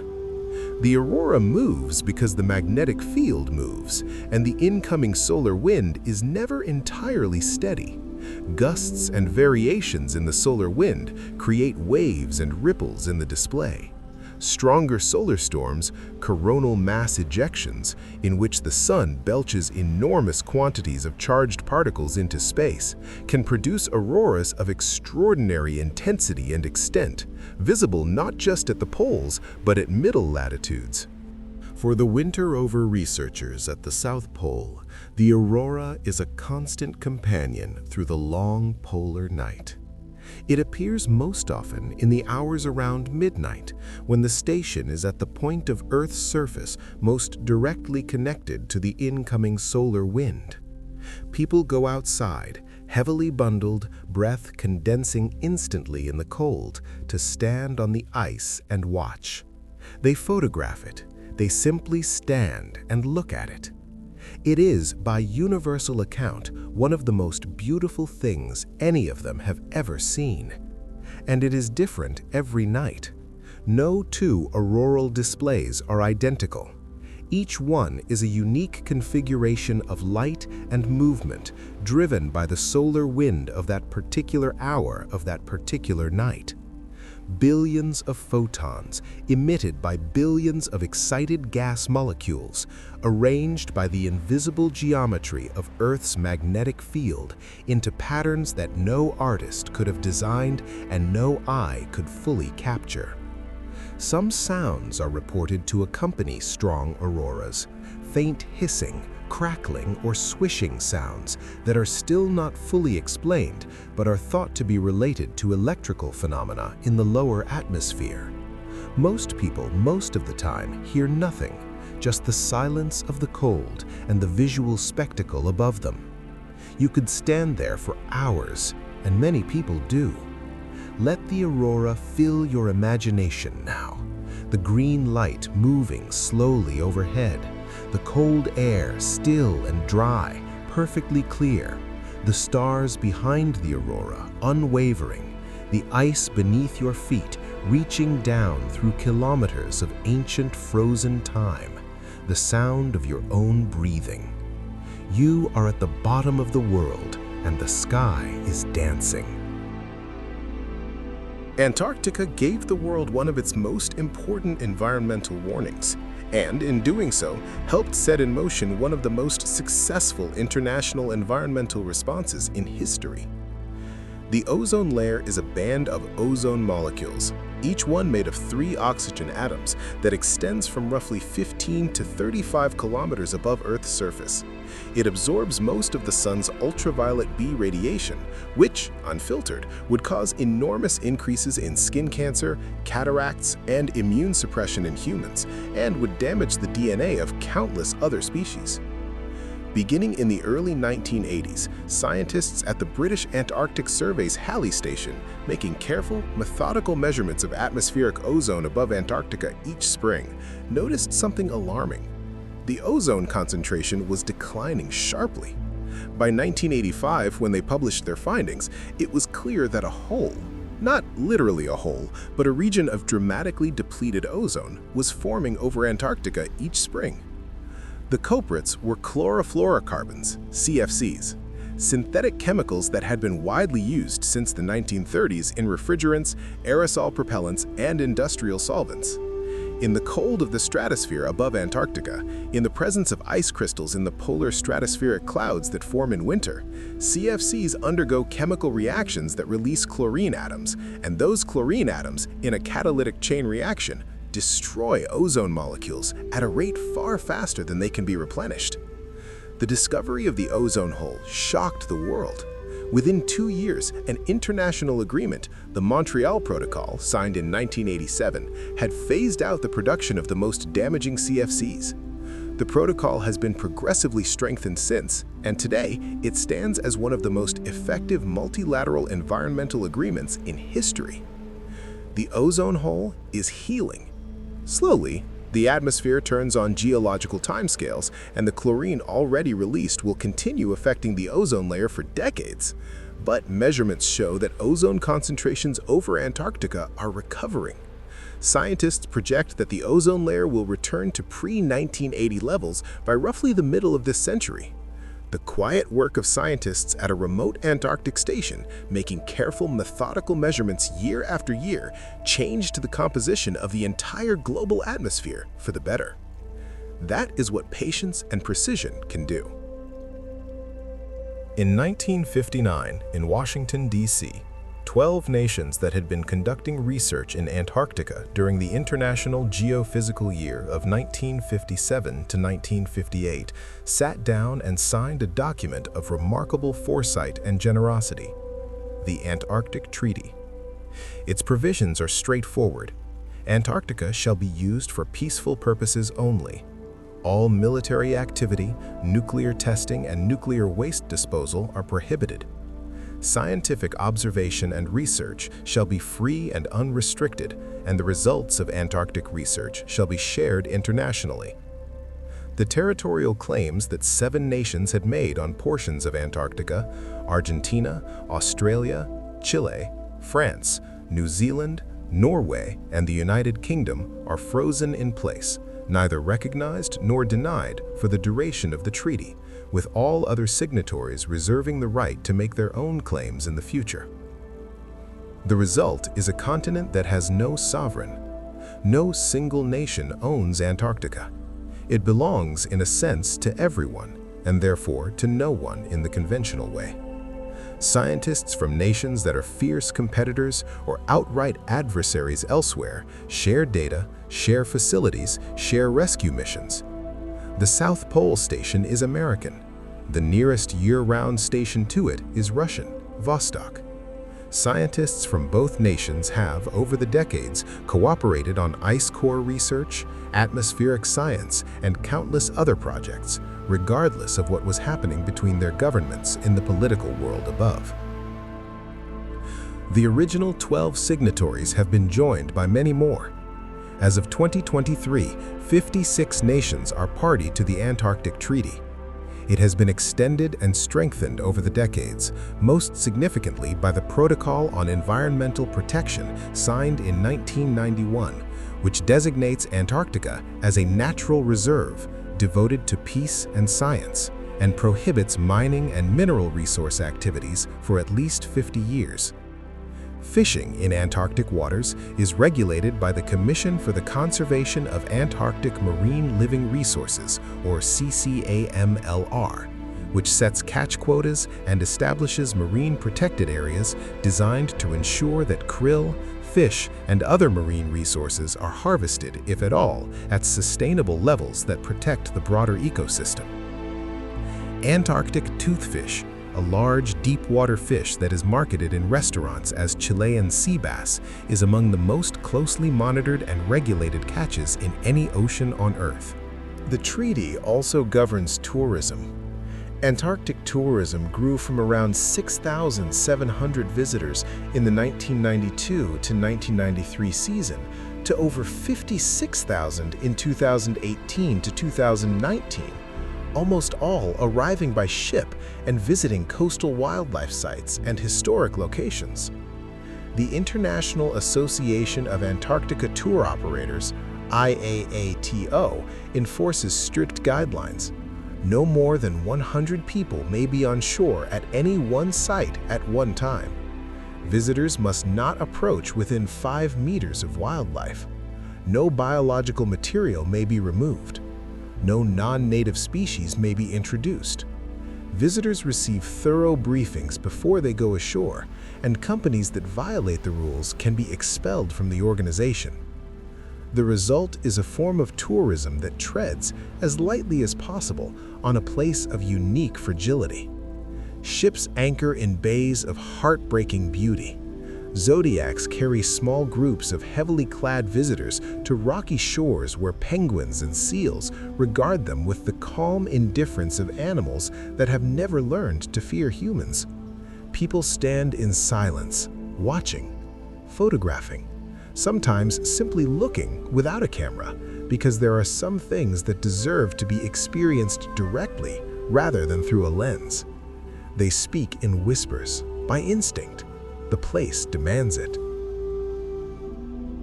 Antarctica holds the story of Earth's past in its ice, and it may hold the key to Earth's future as well. The data are clear and sobering. Since 1950, the Antarctic Peninsula, the long finger of land that extends northward towards South America, has warmed by approximately 3 degrees Celsius. 3 degrees in 70 years is, on the scale of geological time, an instantaneous change. It has already had visible and irreversible consequences. Ice shelves along the peninsula have collapsed. The Larsen A ice shelf collapsed in 1995. The Larsen B ice shelf, a body of ice that had been stable for at least 10,000 years since the last ice age, collapsed in 2002 over a period of just 35 days.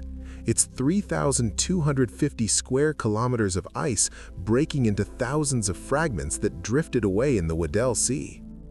Subsequent research showed that the unusual warmth of the 2001 to 2002 austral summer had allowed meltwater ponds to form on the surface of the shelf, and as the water drained into crevasses, it drove the fractures deeper until the shelf disintegrated.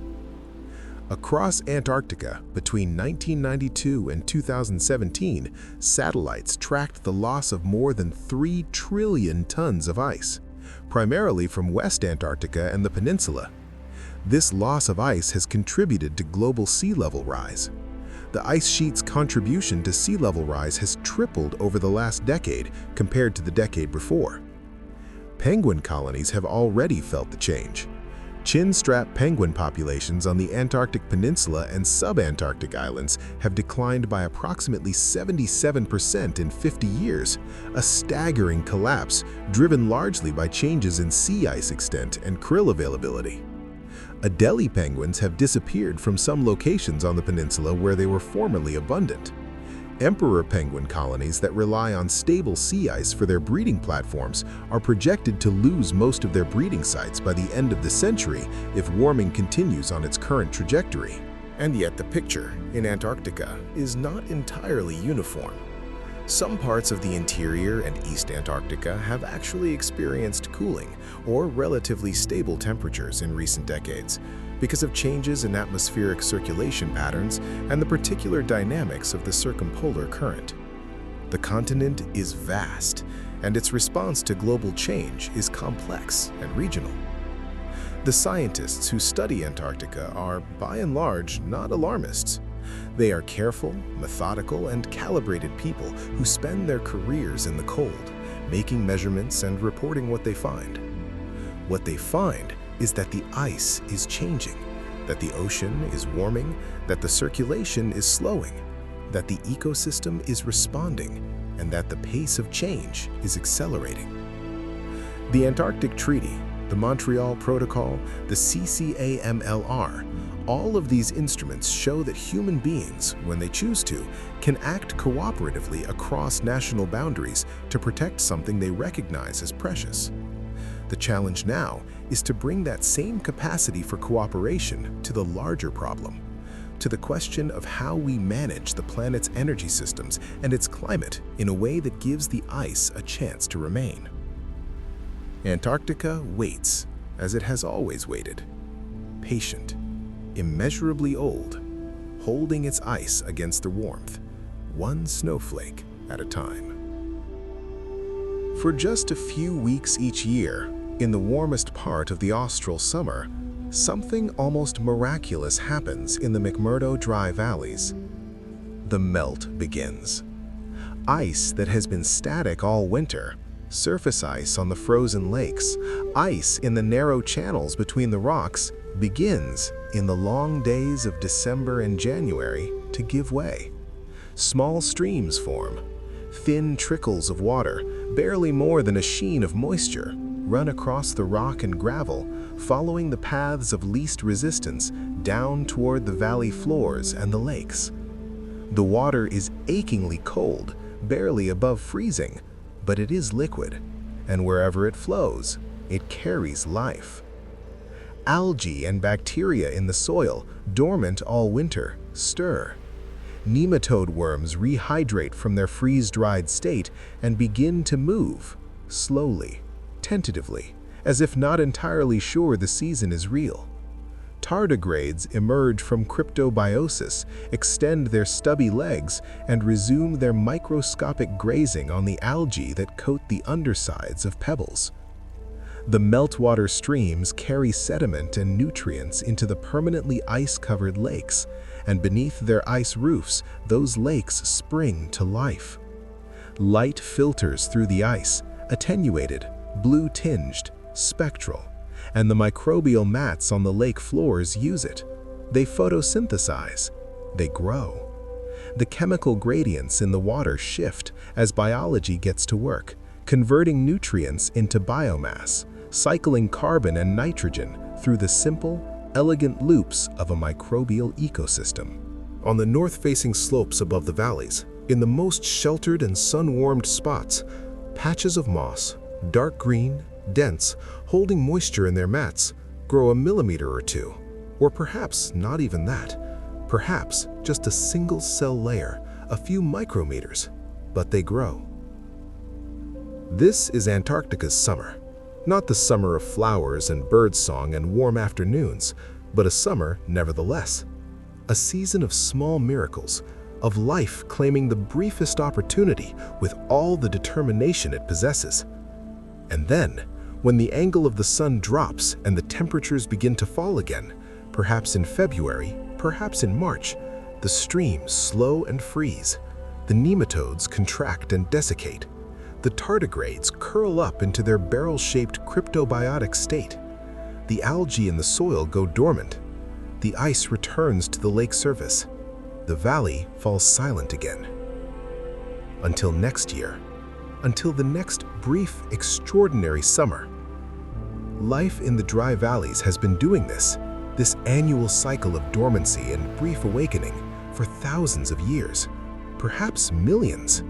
Quietly, without witness, without recognition, just life, doing what life does, finding the light and the water and the warmth, however brief, and making the most of it.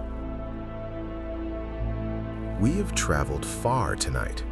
From the first whisper of those opening words, a place at the bottom of the world where silence is a presence, we have moved through billions of years of geological time, through the collapse and reassembly of supercontinents, through the slow accumulation of ice, kilometer by kilometer, snowflake by snowflake. We have descended into hidden lakes sealed beneath 4 kilometers of ice, where microorganisms live in the dark, sustaining themselves on ancient chemistry. We have walked through the Mars-like emptiness of the dry valleys and watched the blood-red water of bloodfalls seep from the face of a glacier in that extraordinary, slow, crimson thread. We have stood with emperor penguins through the polar night, in the huddle, in the cold. We have dived with Weddell seals to 600 meters through water so dark it has no color. We have watched krill swarms turn the surface of the Southern Ocean red and followed the breath of a blue whale as it rises from the deep, its enormous back breaking the surface in an arc of dark and silver. We have sat at the South Pole in the aurora, the green light moving slowly overhead, the stars behind it, the ice beneath our feet, and we have descended into the ice with Ice Cube, listening for the faint blue flash of a neutrino from a galaxy 4 billion light-years away. We have walked with Scott's men across the plateau, carrying their fossils and their courage. We have watched Amundsen plant his flag. We have looked up at the ozone hole closing, slowly, as the world responded to the warning that quiet scientists at a remote station gave it in 1985. And through all of it, through every image, every fact, every story, there has been that underlying quality that Antarctica has always had and always will have, the quality of silence, of scale, of patience, of a world that moves in timescales so vast they dwarf ordinary concern. Antarctica does not care about deadlines. It does not worry about tomorrow. It holds its ice against the warmth with a geological calm that has nothing to do with effort and everything to do with simply being what it is. It breathes the cold in and out through its katabatic winds. It sings at 5 hertz through its ice shelves.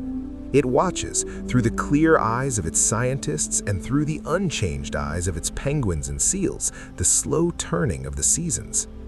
And when we spend time there, even in imagination, even in the space between wakefulness and sleep, we absorb something of that quality. We borrow a little of Antarctica's patience, its scale, its silence. The worries that felt so pressing a few hours ago seem from here, at the bottom of the world, like ripples on a very large ocean. Real, valid, worth returning to, but small in the way that all human concerns are small when set against the immensity of a continent that has been building its ice for 38 million years.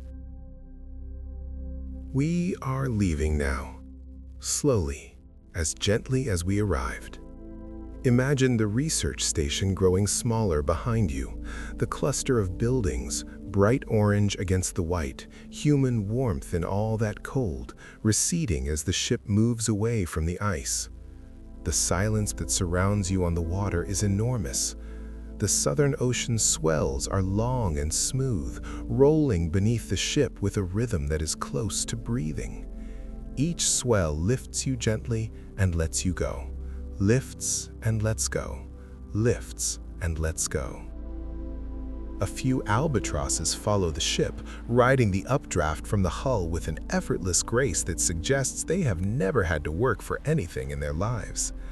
They bank and glide, adjusting to each shift in the wind without visible effort, covering hundreds of kilometers every day in the course of doing nothing but existing. Wandering albatrosses have wingspans of up to 3.5 meters, the largest of any living bird. They live for 60 years or more. They mate for life, and they spend most of those long lives at sea, in the Southern Ocean, gliding. The ice is behind you now, but the cold air carries its scent still. That particular clean, ancient smell of Antarctic air, with no trace of pollen or soil or industry or anything that grows warm. Just cold, and the salt of the ocean, and the faint metallic mineral smell of wind that has come a very long way across an empty world. The sky is wide and moving. Clouds build on the horizon. The Southern Ocean is a place of weather, of change, of the atmospheric systems that generate much of the world's weather as they wheel around the continent. But for now, the sky is open enough that the light falls clean and blue across the water. Somewhere below the ship, invisible but felt, the Southern Ocean's circulation continues.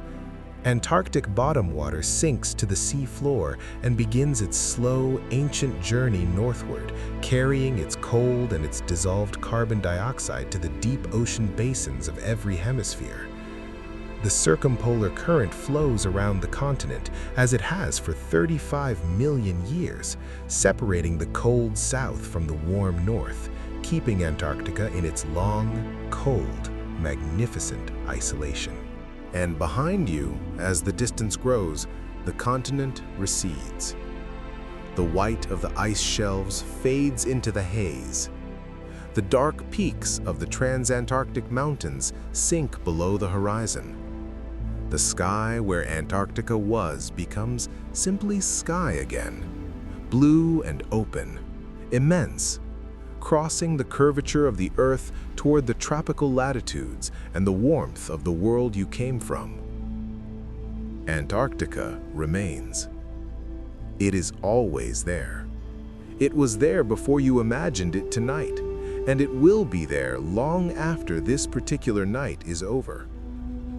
The emperor penguins are standing on the ice now, somewhere below the horizon, the eggs warming on their feet. The huddle shifting slowly in whatever weather the polar plateau is serving up this evening. The Weddell seals are diving through the dark water beneath the ice, their sonar clicks echoing off the ceiling above them. The ice cube sensors are watching for the blue flash of a neutrino from the far end of the universe. The Ice Core archive at the British Antarctic Survey is holding, in cold storage, 800,000 years of climate history. The blood falls, bleeds its slow, rusty red down the face of the Taylor Glacier, and no one is watching. The Ross Ice Shelf hums at 5 Hertz in the dark. The aurora moves, green and slow, across the polar sky. And the snow falls. Gently, sparingly, in those dry and dusty crystals that more than anything else define the quality of Antarctic air, one flake at a time, building the ice, layer by invisible layer, century by century, millennium by millennium. Patience made solid. Time made ice. The bottom of the world at rest. Antarctica asks very little of us. It does not ask us to visit, though those who do are changed by the experience in ways that are quiet and permanent. It does not ask us to remember it, though once encountered, even in imagination, even in the drifting space between waking and sleep, it is not easily forgotten. It only asks in its voiceless way that we recognize what it is, the last great wilderness of the earth, a place of superlatives that are also qualities, coldest and therefore most clarifying, driest and therefore most concentrated, remotest and therefore most itself. A place where the past is preserved in ice and the future is written in its melting. And perhaps, if we are very quiet, very still, and very honest with ourselves, it asks us to carry a little of its quality back with us. That long geological patience, that capacity for silence, that sense of existing within something immeasurably larger than oneself, and finding that fact not frightening, but peaceful. You are warm. You are safe. You are held. The ice is quiet tonight. The penguins are sleeping on their feet, eggs tucked warm beneath their feathers. The seals are dreaming in the dark water below the ice. The aurora moves in slow green waves, and the stars burn steady and clear above the South Pole. Antarctica rests.